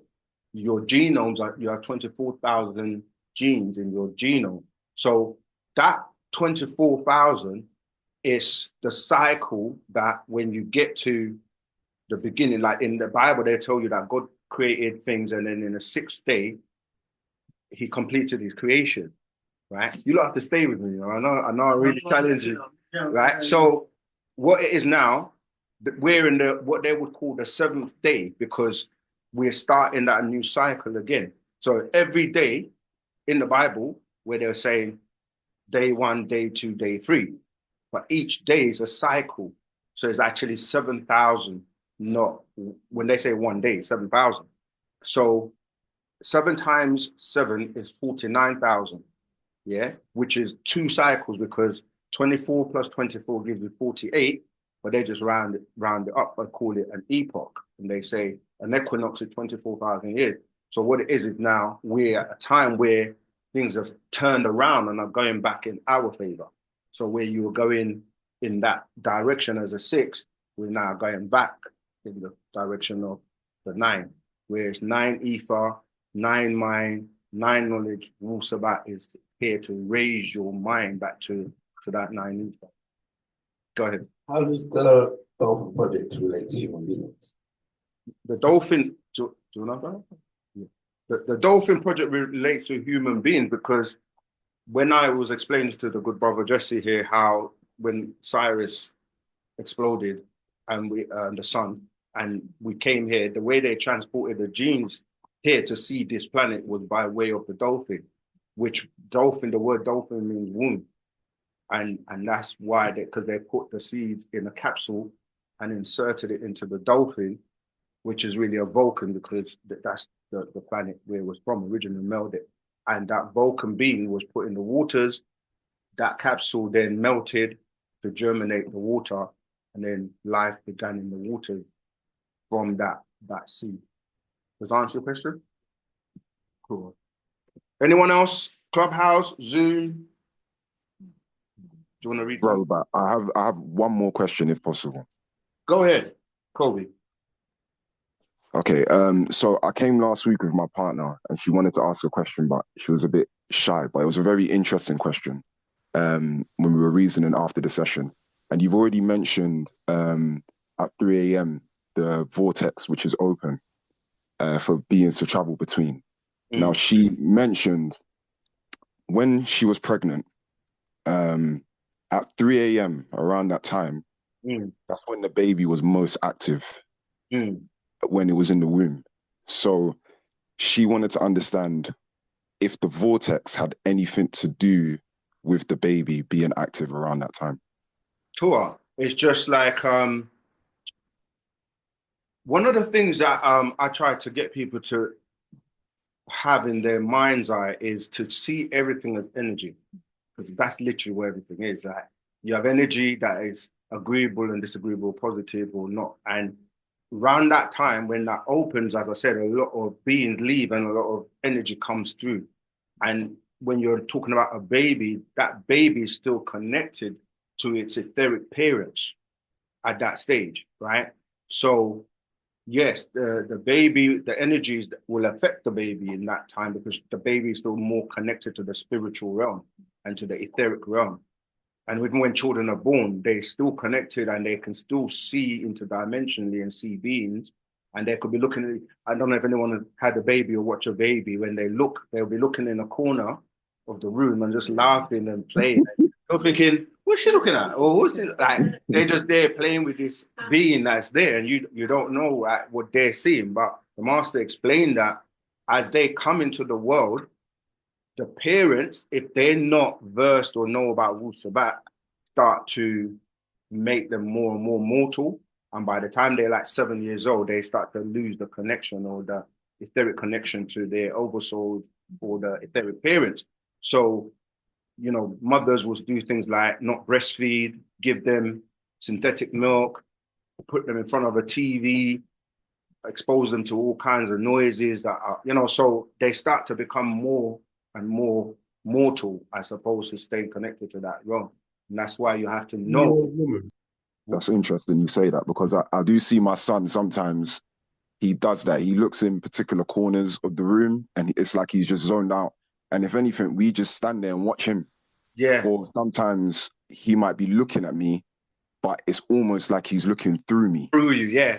Because one of the ancestors might be behind you or something that they're looking after and playing with him or her. Yeah. So they're still well connected to that world. Somebody else had that. And Taka. Anyone else? I don't know. What time is it? Okay, we've got time. Anyone on Zoom, Clubhouse? Raffle back. Can I be heard? Tua. One way. Yeah, I wanted to know what is quantum entanglement? Tua. And what is an example of it, and how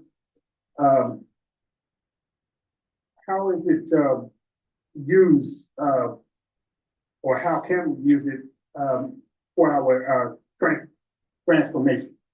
Tua. Tauta Mugdal Pata Amun Reye. Right. Quantum entanglement. We all know what entanglement means, right? We're entangled, right? So when you're saying quantum, you're dealing with the science of quantum, meaning that when you're going into the realms of atoms and beyond, yeah? Subatomic. So when we're saying quantum entanglement, we're really saying that you are connected to your ancestors and you're entangled with them. So we are all connected by way of the fact that we share DNA and genetics. So what happens to one will affect the other person, whether they know it or not. They've done experiments with this where they will have some, let's say, water in the jar on this side, like in the UK, and have the same water somewhere else, like America, and do experiments where one will affect the other. So we are entangled with our ancestors by way of our DNA and our genetics, by way of the bloodline, all the way through to the etheric realm. So when you're dealing with quantum entanglement, it's like you're entangled. When you connect with your ancestors, if you need to do anything here in this physical world, you can call on their experience, energy, skills, whatever you need by just being aware and connecting with them. So you are able to do anything because it's not just you. You're utilizing your energies and your ancestors all the way back for generations and generations. So that's what it's dealing with. So you're not alone basically anytime, and it's just a matter of connecting and communicating with your ancestors. And the more you do that and listen to their voices and their guidance, then the more you see it manifest in your life. And anything you want to do, you should be able to do, because you just have to connect with your ancestors. Did that help, Zama Mukhtar? Tower.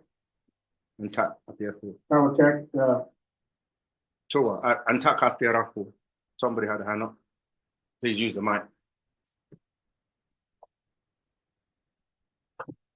The Caesars wrote the scriptures to control people, because who wrote it, I don't know. But I know the New Testament was written by Caesars, Joseph, Flavors. They wrote those scriptures to control people. Was it by divine inspiration or divine plan, because their intention is different from what is happening today. And you're also quoting from those books to open other people's eyes. By the writing of those things to enslave people, was it by divine inspiration or ordained by? You're trying to bring us back into the Bible again. You're bringing us right back into that. But we will answer the question. But that was wrong information as well in terms of the Caesars.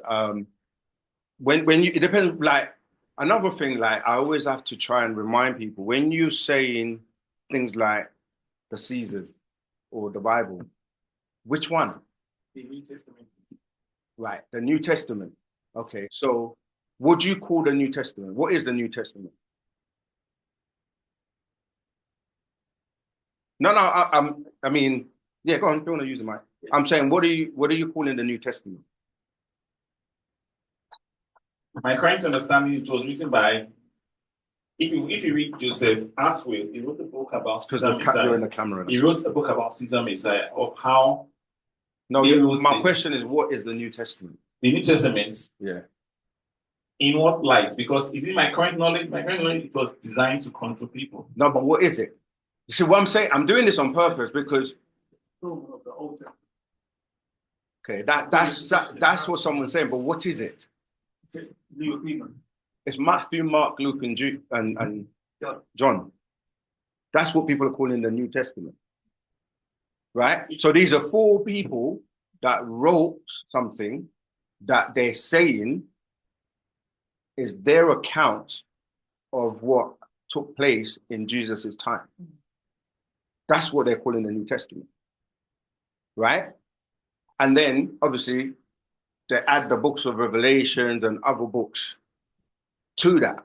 But really, those 4 Gospels, when you study them and read them, they were years after Jesus was gone. Like John is 96 years after. And they're just books that someone just relayed. And firstly, what is new? Why is it new? Think about that for a minute. Why is it new? Because in the Old Testament, they tell you not one jot or tittle can change. So you can't change God's words. Does God make mistakes? How do you renew God's words if you're not God? And if you are God, that means you made a mistake in the first place. Now you're coming to correct it. But God doesn't make mistakes, right? So the New Testament, like you say, are books that were written and put together by people like Joseph Flavius and his family, right? They're not holy scriptures. The only one that has any type of weight is John. Why? Because John is the one that got the vision from Jesus in the book of Revelation, which is a book that's talking about what they call the end times, or like the prophecies. Yeah. So most people will say and use these terms and words, but it's based on the spell of religion. They don't really investigate and research and go into it. Furthermore, you said they're from Caesars. No, those books, you can go back, because most people read the King James Version, which comes from the William Tyndale's version. And there are many, many versions. So why King James Version that most people are reading? Why King James? So you have to now investigate who King James was. How did he get to be the one to sanction the Bible? Who was he? What was he into? Etc., etc. And when you start doing that, you're going to be shocked what you find out. So he had an agenda, yeah? And then the Nicaea Council put it, the books that you got in the Bible today, they put certain books into that and left many books out. Why did they leave those books out? What's in those books that they're trying to hide? Then when you keep going, you go to the Old Testament, you get to the book of Genesis and all that. Those are plagiarized from the Sumerian books. See, this is what I'm saying, that by the time you follow and then when you get past that, you end up back with Africa, with our stuff. So why not go to the original? Why not just go to our culture instead of getting these books that they're giving you with all these stories that they haven't been able to prove? We use their books, as you said, why do we do it, right? To break the spell. The same books that were used to cast the spell on people, we use to break it. Because when we show you these little like subtle intricacies, it makes you think, and you're like, actually, that's true. What does the word Bible mean? Most people don't even do that. Like, they just follow this book for 20 years, all their life, and you ask them, what does Bible mean? And they don't know. Bibulus, from the Greek, Bab-el, Babylon, Bible, Bab-el, which goes to Babel, which means confusion. Now, when you do that, you're just babbling, and you say that's confusion, because it is. When you start reading it and seeing it, things are not making sense. It's confusion, but that's what it was designed to do, confuse people. Yeah. That's right. That's what it was about. Because what did it say? God was so afraid that they were building this tower to reach the heavens that he had to come down and scatter them all over the place so they could not understand each other anymore. Why would he do that? Well, go ahead, brother.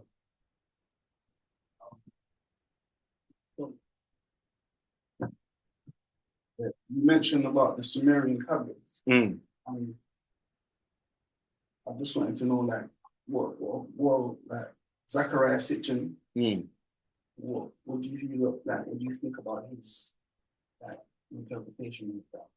Yeah, he was one of the first Europeans to translate and interpret those tablets. And remember, when we say tablets, there are many tablets, you know. People only know about a few, but there's so many, and some of them were destroyed. And, you know, the war in Iraq was I see somebody with their hand up, was a part of trying to hide the evidence, because he wrote books like Genesis Revisited, many books, but he was just one of the first people to translate it.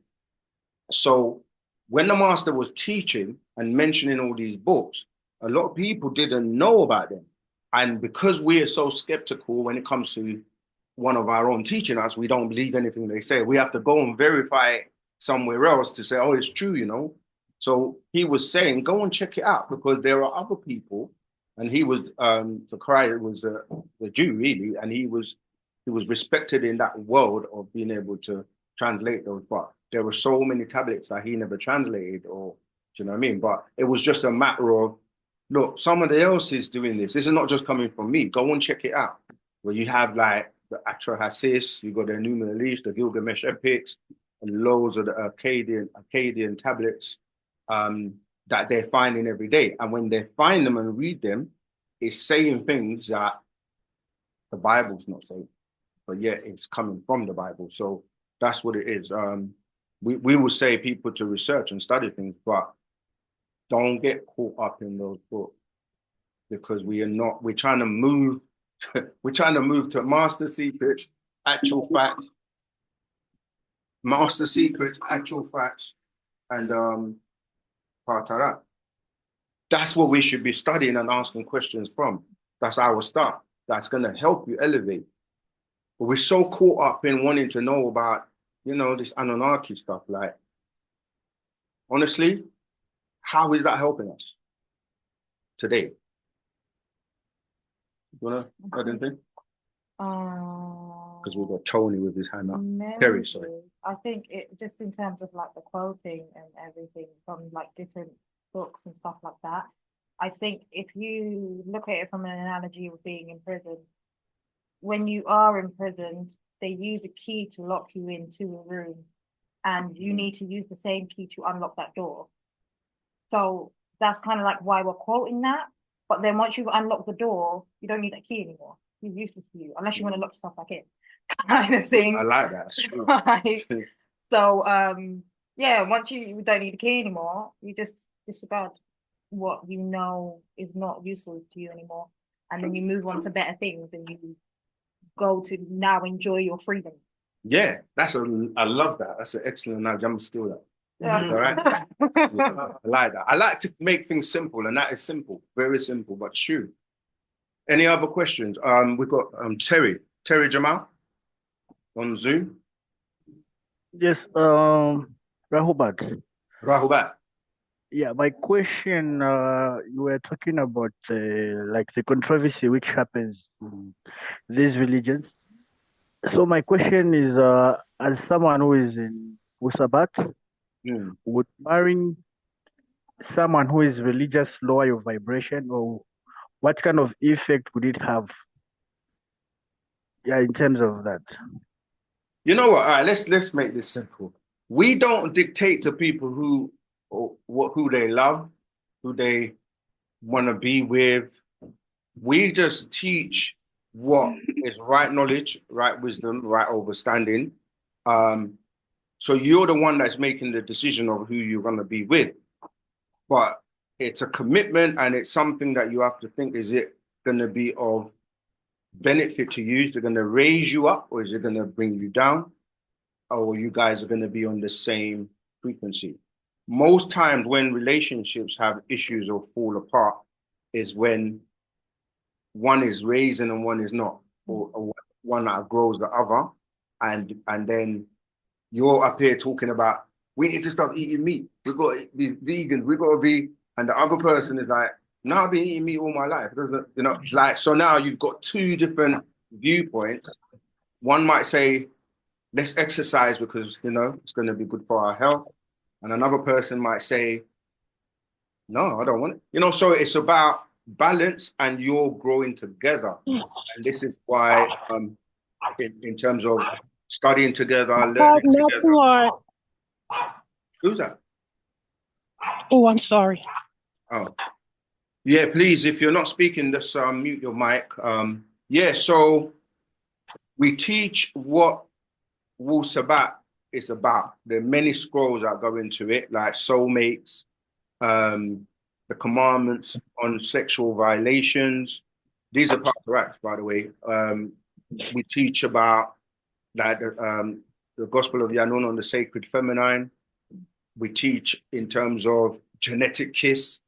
It is the actual fact, because you have to understand genetics. It's like when you're getting with someone, it's not just getting together for what? What are you guys getting together for? Really?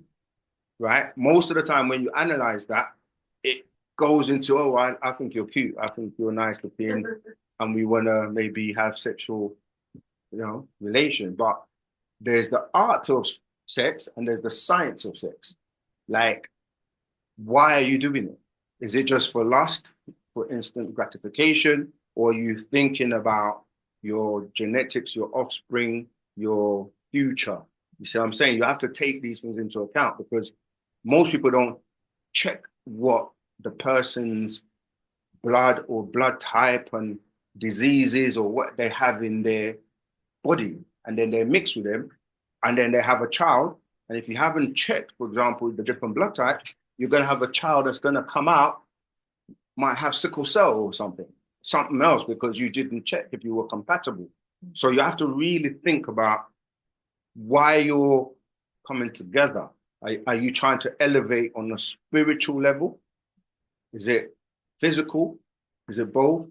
Obviously, ideally, it should be all of the above. But, you know, you have to think about it because you can die just frivolously jumping around from partner to partner or doing things that you're exchanging bodily fluids, and the DNA of the person you're exchanging those bodily fluids with, they have everyone they've been in contact with within them as well. And every one of those people have 30 or 29 or less personalities within there.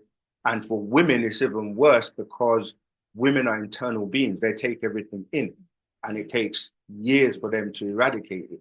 Even though you have your menstrual cycle that cleanses you every month, which men don't, but men are external beings. Everything goes out and the women take in. So you have to be very careful because you're just taking a lot of DNA and then it affects your personality, where you have different personalities within you that are, you know, pulling you in different directions.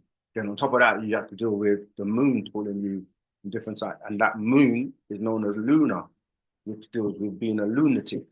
And you get a lunatic state of mind, you know. And the men are lunatics as well because they're taking in bodily fluids from the females that have.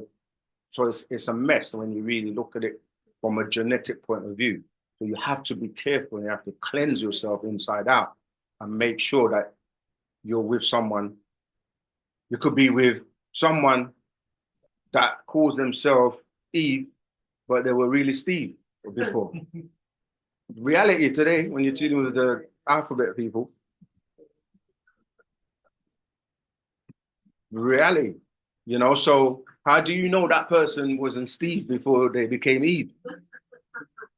So you have to dig deep, like be with someone for a good while. This is what the Essenes, the order that Jesus and, you know, spiritual people like in the Bible belong to, like John the Baptist and all that.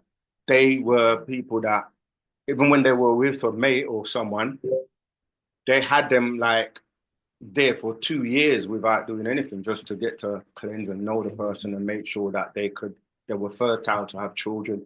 There's a science to it. So today we just can go to the club, yeah. Or even not even that, you just go on social media now, innit? Instant message me, next minute you got children. And then you now got all these issues to deal with. And with black men, I know it's a stereotype, but if you have a lot of children with different women and you're not even able to provide and all of that, then the truth, it's a lot. So it is a serious question. Yeah, so we say choose carefully, wisely, follow Wu-Sabat that will guide you, and you will make the right choice.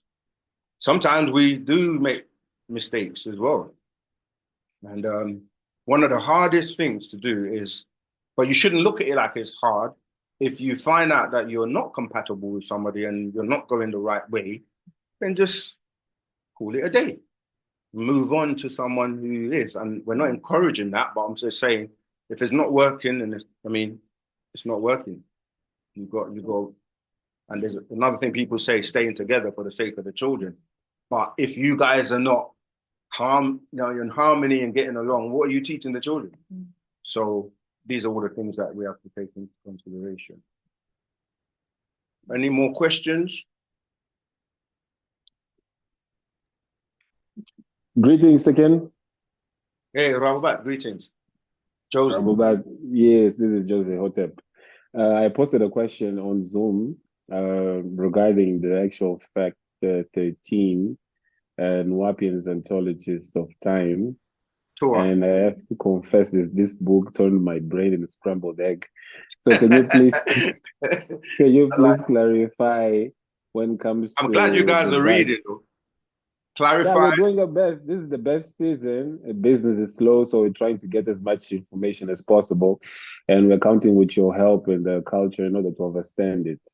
So can you elaborate on the dust west and east down regarding to the time? How should we perceive time? What was the question on ontologies of time?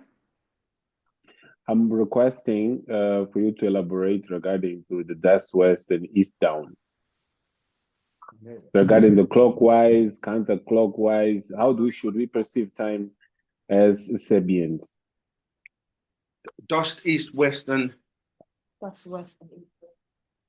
Have we got it? Have we got it? Ontologies of time. Do you know what page you're reading from? Yes, actually, and verse, but if possible, we're gonna see we've got it, so I can follow you. Yes, let me just open it. It is point 27. Okay, we're just gonna see. We're trying to get the point 27. You will see they will base time on from Amun, or then. You know where is the point, no? Go on, Karen. Or to them, amen, to the end of the sunset on around the Atum or sunrise, that is sunset west. Right. On south around the sunrise east. Yet they run their clocks backwards from west upward. We spoke about that earlier on. Down. I got it now. Yeah. So right, thank you. Yeah. If you can picture this in your mind, he's talking about like the movement of the sun, where if you look at what I was saying, how the clock goes that way, but we go the other way. So he's saying like it's going from Atum to What was the yeah, I see it. Yeah, I think it's that page right there. Yeah, it's saying how we go from this is it here, from Atum to Atun, which is the middle, and then going to Amun, which is dust west. So the east would be Atum, then that middle part would be Atun, and then going to the west as Amun, but then there is the lower part. So it's really showing you like how they go the other way. Like if you look at the clock on the left-hand side, it's going like from 12 to 1 to 2 to 3 going that way. And then we are reversing it going the other way if you look at the one on the right-hand side. So you got the backward time of deception going like I was explaining before when you look at the clock. Yeah, going from the 12 going to the right. And then if you look at the other one, it's counterclockwise, yeah, which is true time. That's what that's explaining. Does that make sense? Well, as information, it does. And how should we perceive time by now? We have this information. Yeah. How do we perceive time now on knowing that we are not functioning as it's supposed to be? Right. By thinking about, when you think about time, don't think about it like the way you think about the clock. Time doesn't move. Time doesn't move like you think it is. Like they give you this picture of a clock going tick-tock, tick-tock, going in a direction, and you believe that you're moving, like say, from 12 o'clock to 1 o'clock, but that's not reality. Time doesn't work that way. Imagine you just got that in your mind because of the clock. But if you didn't have the clock, what would you not? You wouldn't think his time is moving.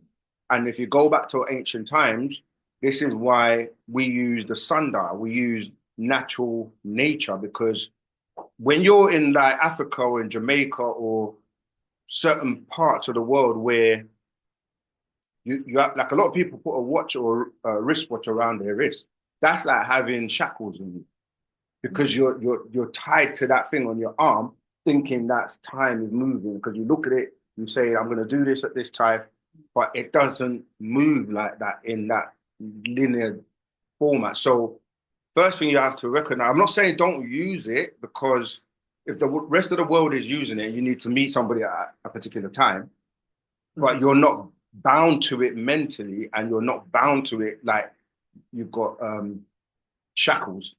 See, some people like, that's why I stopped wearing watches like that years ago, because I felt like that, like you're bound to this thing on your wrist.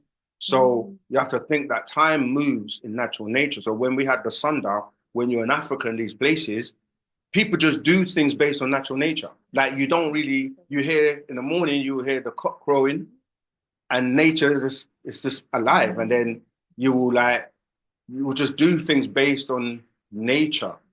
You're not conscious of the time. So when you go to places where, like you go to the deep south, like in Georgia and places that we were, like times like, or Jamaica or deep in like the villages in Africa, like time stops still, because you're not rushing around on a rat race thinking I go be here, go do this, I go do that.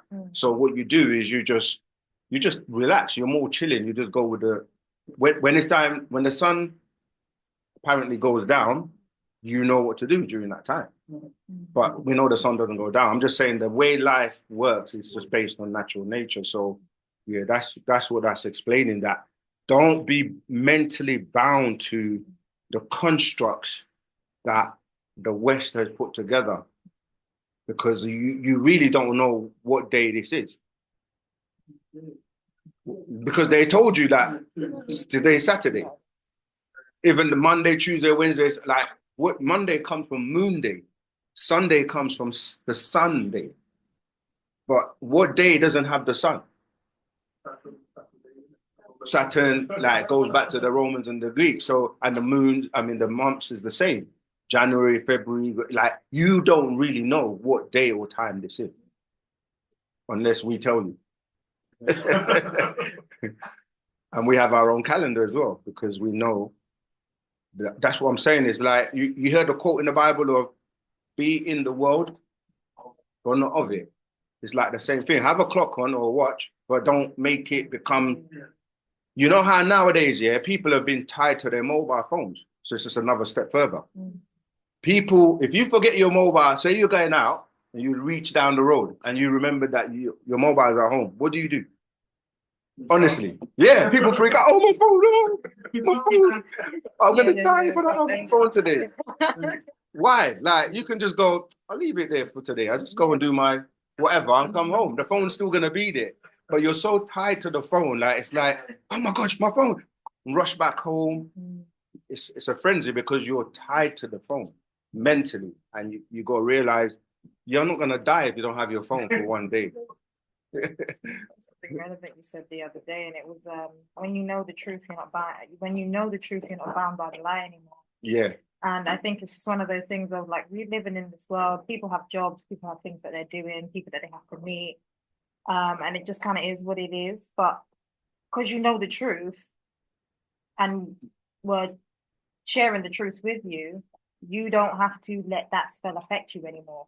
You know, when they want to do what they're doing or celebrate certain things or tell you, oh, today's this day or this is the real time or you just, you know, you let them speak to you, but you're not taking in that information. That information no longer affects you because you know what the truth really is. Absolutely. I remember like back in the day years ago, how this whole emotional thing, because remember it gets you emotion, like Christmas. You know how much people are rushing, I'll go buy a present for this one. You think about my auntie, my uncles, my sisters, and like you're trying to like live and do something that I'm not saying don't give gifts, but going back to what you just said, it's like I remember those days where I'll be up Oxford Street trying to find presents for everyone and just like, and you go in the shops now, you see it happening. People are just fighting over buying turkeys and all kinds of stuff, and you're just like, it's only for the one day, like. You're going nuts and people are getting into arguments and fights. Now it's like it doesn't make a difference. It's just another day. You're going to eat, right? The same way you eat any other day. But this day, you've got to have a big special meal for what? Your stomach can only hold so much food, you know? So it's a mindset. You've got to break that spell of ignorance. Yeah, I think we're coming down. What's the time? No, we've still got 15 minutes left. If you haven't got your question in, but you made a good point, Matt. I wanted to touch on, but that's what I just said. Yeah, you said about the spell, something, the Christmas thing, but yeah, it's just the ability to not be bound by. It doesn't affect you anymore. Yeah, like it doesn't affect you once you know the truth. It's like the truth will definitely make you free. Don't you lot feel like when you see Wu-Sabat answering your question, it demystifies all those things that didn't make sense before. And no matter who you are, you know, if it resonates and you're like, actually, that makes sense. Why didn't I think about that? How could Noah get all the animals into the ark and he's on one side of the planet and there's certain animals that are only on the other side of the planet that they're not here, they're not local to where he's at. But he got two of everyone animal into this. Like, does it make sense? Doesn't make sense. You've got to make it make sense. That's what Wu-Sabat does. It makes things make sense. Can you imagine having to share two animals, two of every animal in a boat for how many days? What?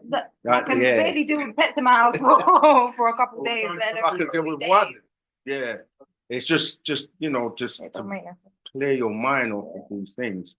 And for some people, it's hard to let go, but when you let go, you start to hold on to the right stuff, you know, so don't be afraid to let go. I know it can be touching. It can be a sensitive subject, and we understand and overstand because we've been through it. You know, we're not just saying it. I came from that nice Christian background and all of that. And till this day, there are people that, and it's not that we're saying it in an attempt to convince you, because even the master teacher will say, go and do your research. Like, it's not like, oh, we're saying this, so take our word for it. It's like, go and read the books, go and you know, study the scrolls, go and, you know, do whatever research that you need to do to clarify it for yourself. And then once you've clarified it for yourself, because the thing is with Wu-Sabat, the main thing about it is that we bring you out of a state of just doing without thinking, and we bring you into a place of actually using your head. Yeah, using your mind. Think about everything. Even when we're quoting certain scriptures or quoting certain parts of the Quran, when we're quoting it, we're going, this is this and this is that, but does that make sense? Right? And if it doesn't make sense, why are you not questioning?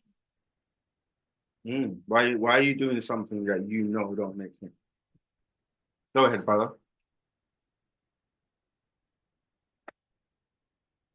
My observation is that men usually do research to find out and verify the truth, but women don't. They go with emotions. So why is that, and how can it be corrected? Do you want to leave it alive?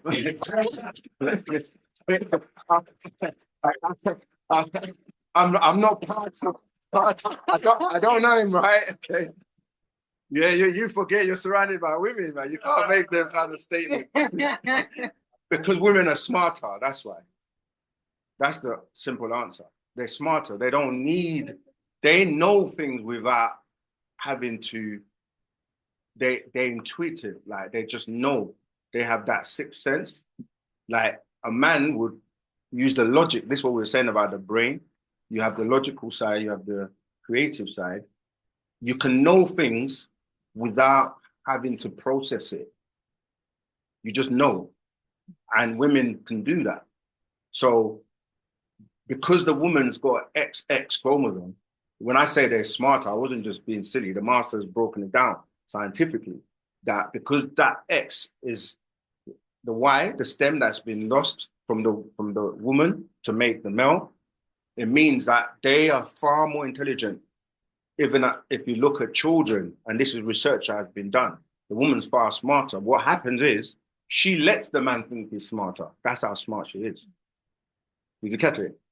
So when you see like the leaders, they're all men, like the bishops, the presidents, the imams, the rabbis, they were all men for the last 6,000 years.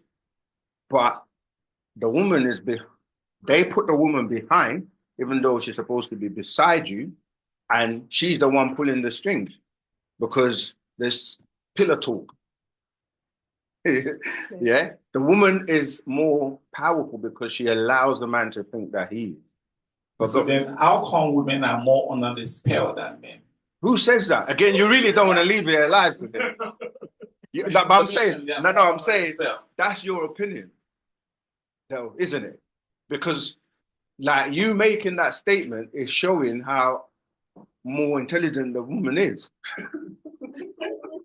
And I'm being very serious. Like, we're all under the spell, both men and the female. But the woman is not more under the spell. But what happens is the adversary, the beings know that the woman is the head of the family, right? Because she gives birth to everyone. And that she is the nurturer of the children. When you nurture children, which is the future, then if I get to the person who's the head, right, I'm destroying the whole family because the one that holds everything together is the female, is the woman. You see, so there's a concentrated effort on the woman. So they will give her the jobs. They will give her all the dazzles. This is what Eve was beguiled because they appeal to her nature of, vanity. And, so they get our women to spend most of the money. So you're let's say the man who's supposed to be the provider, the breadwinner, who goes out and gets the money, but they give her so many things that she needs to buy for herself. Starting from the eyelashes, to the eyebrows, to the lipstick, to the earrings, literally every part of her body, they've got to give her something to want to spend money on. I know, the wigs, etc. as well. But I'm just saying that they know that if they get the woman, this is why Wu-Sabat raises the woman back to her glory of being that sacred feminine. And when she is, she's thinking on a different level. She's thinking about the family. She's thinking about how to not get caught up in the spell.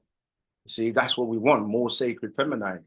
So they're not really easily beguiled by the West, because they will give the woman the flat, and women that are pregnant. So you get women that have a baby just so they can get a flat.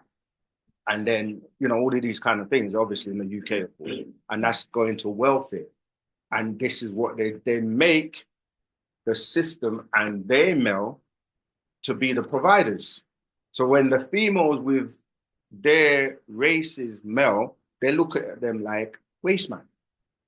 You're not providing as a provider. You're not doing anything. So I saw a clip on TikTok and it was sad because it's becoming more popular where a black or Nagaru female was saying that the Nagaru females don't want to be told anything or listen to anyone anymore, right? But then she said, but they listen to their boss at work. So they won't listen to their mate at home or the male that's in their life who cares about them and wants to protect them and all of that. But you can't tell me anything. But they will go and the boss can tell her anything. The love of money is real evil. Yeah. You get money from the boss. That's right, because he's the provider. He's her provider. And you're not. But it's not meant to be about money. It's meant to be about you guys working together and respect, etc., etc. And it goes both ways too. I'm just using that as an example. Go ahead. Can you give the hold of the mic, please? And these are all things that should make us go, things that make you think. And when you go home, respect your man and respect your woman.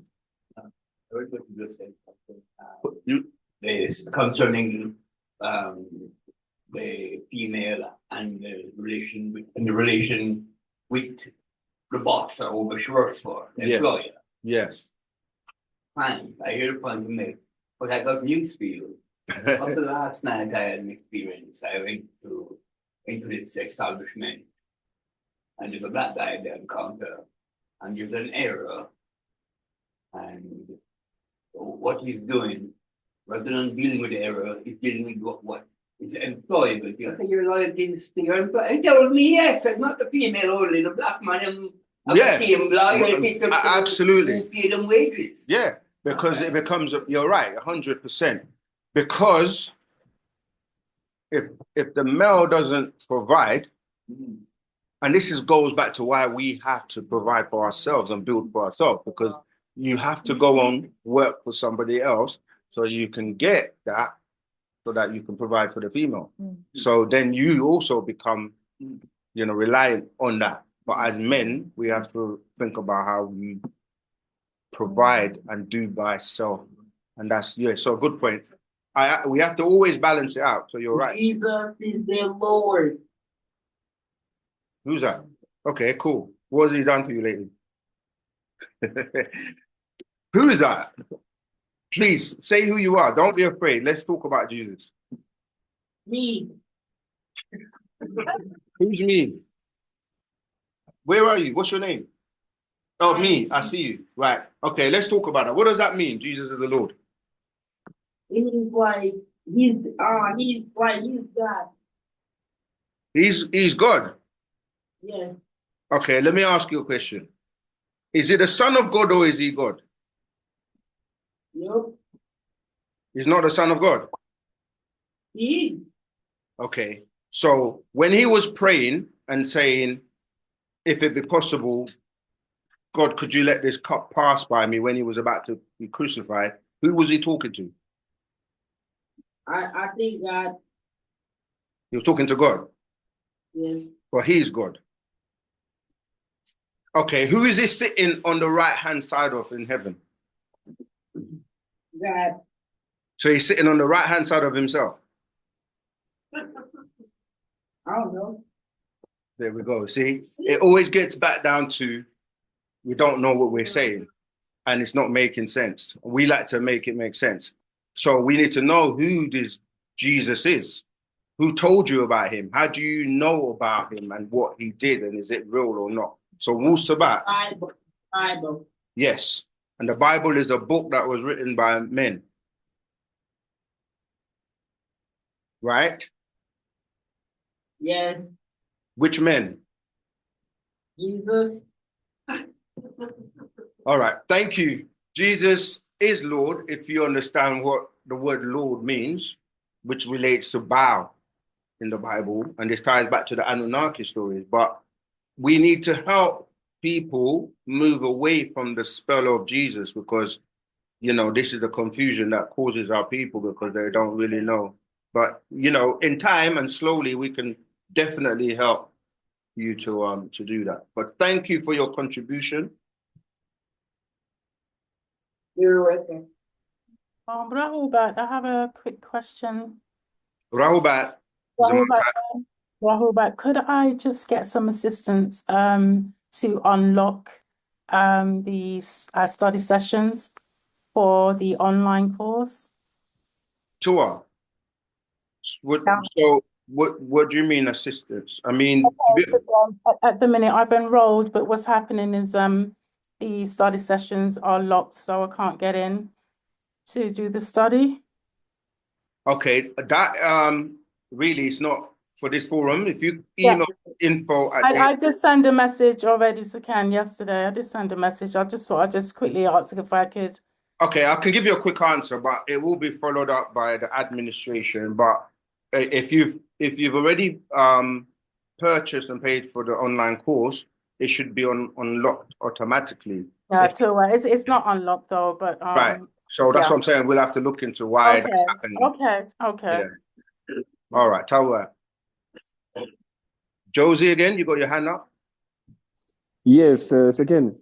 Sure. When it comes to the man from Planet Risk, reading it, when it comes to the anti-war machine, well, I was wondering, and I tried to counter check the facts. So I wanted to know, because the book mentions that this anti-war machine has been around for 1,000 years, or thousands of years, and there's some holy places that it's been there. So I tried to research online on different platforms. I couldn't find anything. Could you please give me understanding about it, that's so I can have clarity? Sure. I mean, not all technologies that are available or real are made to the public. This is why they have secret projects, and they will only employ certain people, and you have to sign, you know, like documents. What's the one that everyone signs? NDAs. You have to sign like non-disclosure agreements, and you can't say certain things or do certain things, and you have to have security levels. And it's only when people leave these projects that they were working on, then they will start to spill the beans and explain about, you know, like Bob Lazar and some people that were working in Area 51 and working on reverse engineering alien technology.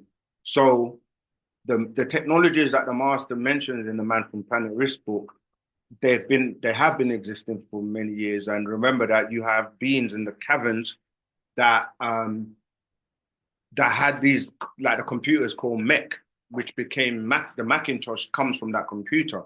And even, you know, like this, even some of the technology that was given to like American presidents by way of deals that are struck with these extraterrestrials, you know, like the hovercraft, the stealth plane. So there are many technologies. Like the master explained to us that whenever technology is made public, that's the most obsolete version of it. So for example, if you have an iPhone that's iPhone 6, you're already 6 behind. So they would give you the iPhone 6 when they already have an iPhone 12. And they will, by the time you get to iPhone 12, what's going to be the iPhone they've got? Ah, you're not paying attention. I like that. So I'm basically saying that they drip feed you technology because they wouldn't make any money that way. So the technology that you think is modern now is really behind. And when you're dealing with extraterrestrials that are light years ahead, and the reason they do that is to also dumb you down, because, you know, you think you've got the latest, but you don't. And it's an advantage because the people that have the latest information and technology, you know, they're doing things like teleportation and stuff like that. But people, like, if you imagine before you had a smartphone, what phones did you have? Do you remember them little brick phones, the little windows? And you couldn't do very much with them. And now with the smartphone, you think you can do a lot, but imagine you could use that same phone to go beam me up, Scotty, which they were showing you back when Star Trek, how many years ago. A lot of the technologies that we think are new, if you go back into the walls in ancient Egypt, they were flying crafts and all of that. So yeah, it's not like it's going to be openly available, but the elite and those people who know about them, they're very, very well aware of them. So I hope that helps. But our ancestors, Pana Babylon and the Natharu, they are the ones with the technology, the real technology, which we have to be worthy and be raised to be able to receive. Like now, you're seeing all these, they're calling them drones and orbs and all of that in the sky. But what are they really? They told you it's drones. So you accept it as a drone. Not saying there aren't any drones, but if you mix truth with falsehood, real extraterrestrials are appearing and they're going to say it's a drone and vice versa. So yeah, go ahead, brother. Yeah, I just wanted to clarify another thing. It's regarding Par Nabab the green fire. Yeah. I mean, can you clarify a bit more about, does everyone has a fire? Does everyone have a fire? Or good question. How do you contact your own fire or your own energy? You already have it, but it's not fire. His is light. Yeah, there's fire and there's light. Two different things. So when people think of light, there are different types of lights. Because if you look at lights, yeah, no, okay, cool. So, but I like to keep things as practical as possible. When you turn on your gas and you light it, for those who use gas, what color is it? It's blue, right? Right. So you've got blue flames, yellow flames, red flames. Yeah. So I'm saying light has different ranges, and fire is a destructive one, or it will burn. So when you're dealing with you as a being, you have light. But the thing is, your light can be green or can be amber. It can.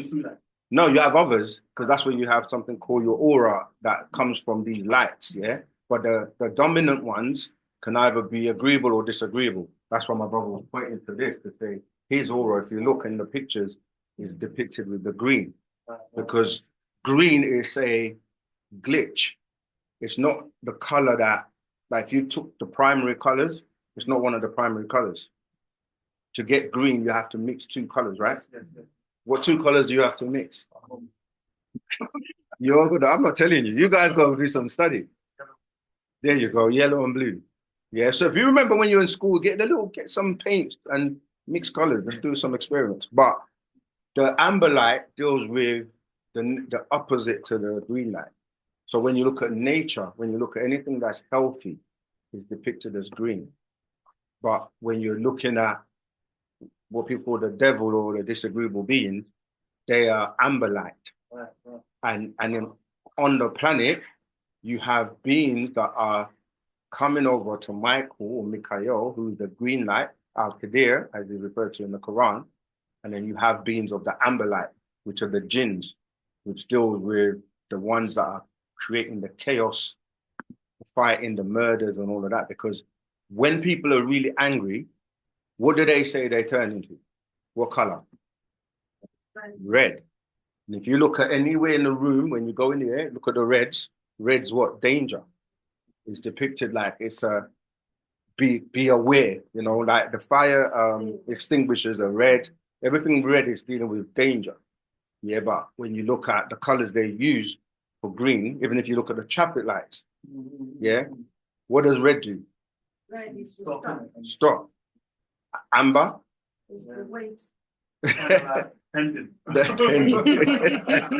pending. And then green. Go. Go. We want to go. We don't want to be held back. We don't want to stop. We don't want to be in that zone. So you had the red zone, which was referred to as Zupu, and you had the green zone referred to as Nupu. You guys got to study. Yeah, because that was where it was harmony, love, unity before these beings came with this amberlight and mixed everything up by raping the women, producing offspring, and then like making people who should be in the green zone come over to the red zone, and people that are meant to be in the red zone come over to the green zone, and now people are confused on the planet. And we have to, Michael has to come back with the green light and separate the green light beings from the amber light beings. Go ahead. Sorry, It's all right, go ahead. We're nearly done. This is the last couple of minutes, so. I don't know about numerology number. Does that affect your fire? Yeah, it does. The amber light is 6 and the green light is 9. So that's the numbers, the science of the 9 and the 6. 6 ether and 9 ether. Say your number outside of 6 or 9, like a 7 or 2. Means you're on your way to 9, isn't it? Okay, so you're moving from 6. hierarchy, Yeah, like you're moving from level. 6 to higher. So when you look on the planet, the Europeans or the Adamites more specifically are 6 ether. Then when you go into like the Dravidians or the Asians, they're like 7, 8 ether, and then we are 9 ether. But some of us have been fooled to come all the way down to worse than 6 ether, because you're being taught by 6 ether who's telling you what to do and what not to do, and you're as a 9 ether being listening to a 6 ether being that's giving you wrong information, which is back to front. So by nature, 9 ethers are green light. If you raise your vibration, yeah, so that's yeah, because you've got it in you, but you just got to now awaken it, tap into it, and then grow it. And that's why we say that little light of mine, you've got to let it shine, let it grow. You remember the song, right? Yes, man. Yeah. I can play it. No, we might get you to do that another time. But you got anything to say before we round off? Because it's been a pleasure having you teach with me today. Thank you. Yes, Saman. Sorry, go ahead. Vesta? Yes, brother. I just wanted to ask, when we're talking about the 9s and the 6s, okay, and you're talking about 24 hours in a day or the 24,000 equinox and stuff like this, and then we're dealing with 6 ether and 9 ether. These are all 6s though, isn't it? The 24 hours, 2 and 4, 24 in the equinox. This is the 6s. So how does this equate with the 9s and... Yeah, I'm just trying to. I don't really. Yeah, go ahead. No, I got you. That's what we're trying to do. Take you out of that. We're trying to take you out of this Project 24 on this 6 ether vibration and move you away from that. So you're right. Most of us on the planet, if we're listening to 6 ether, someone's. I don't know. Yeah. So you're right. That's what the master teacher is trying to do. Take us away from that, because you're bound here. I think it might be you, Vesta. Yeah. So the mute. I just muted you. So yeah, you're right. That is also a trick, because you can look at it from the other direction and it will be a 9. So it's a mindset. Are you seeing it as a 6 or are you seeing it as a 9? It's like saying, is the glass half empty or half full? Depends on your perspective. So you've got to take that 6 and realize there's positives with it anyway, because when you're dealing with the neutrons, the whole scientific, where 666, it's not a negative. If you're looking at it from the other side, you turn it into a 999. And that's what we're saying. It's like, break out of the 6 ether, 6 mind, dealing with the lower vibration and raise your vibration to the 9. So you're right. It's a matter of looking at everything in balance, but looking at it from, even though I'm here right now, where am I going? Because it says, people misquote this when it says, God blew into man, and man became what? But does that mean that's the end of the journey? Because you're not a living spirit, are you? You're a living soul. So you got to continue living as a soul and not go the other way. But you want to add anything? All right, we're going to end class. But before we do, if you want to join Wu-Sabat and become a Sabian or Musbatu, the sister Ma'at here and other sisters, they run the administration. You want to say about WhatsApp group? Yeah, we do the administration group on WhatsApp. And yeah, please join us if you want to know more and if you want to know how you can come and be a part of Wu-Sabat, basically. And they do say that the way to unlock a lot of your power is through acts of service. So if you really want to unlock that power within you that we all have, then serving is the best way to do that. Absolutely. Absolutely. All right, Musa, with that, we want to say Tawakum, which means thank you all. Until the next time, Wadu. Wadu.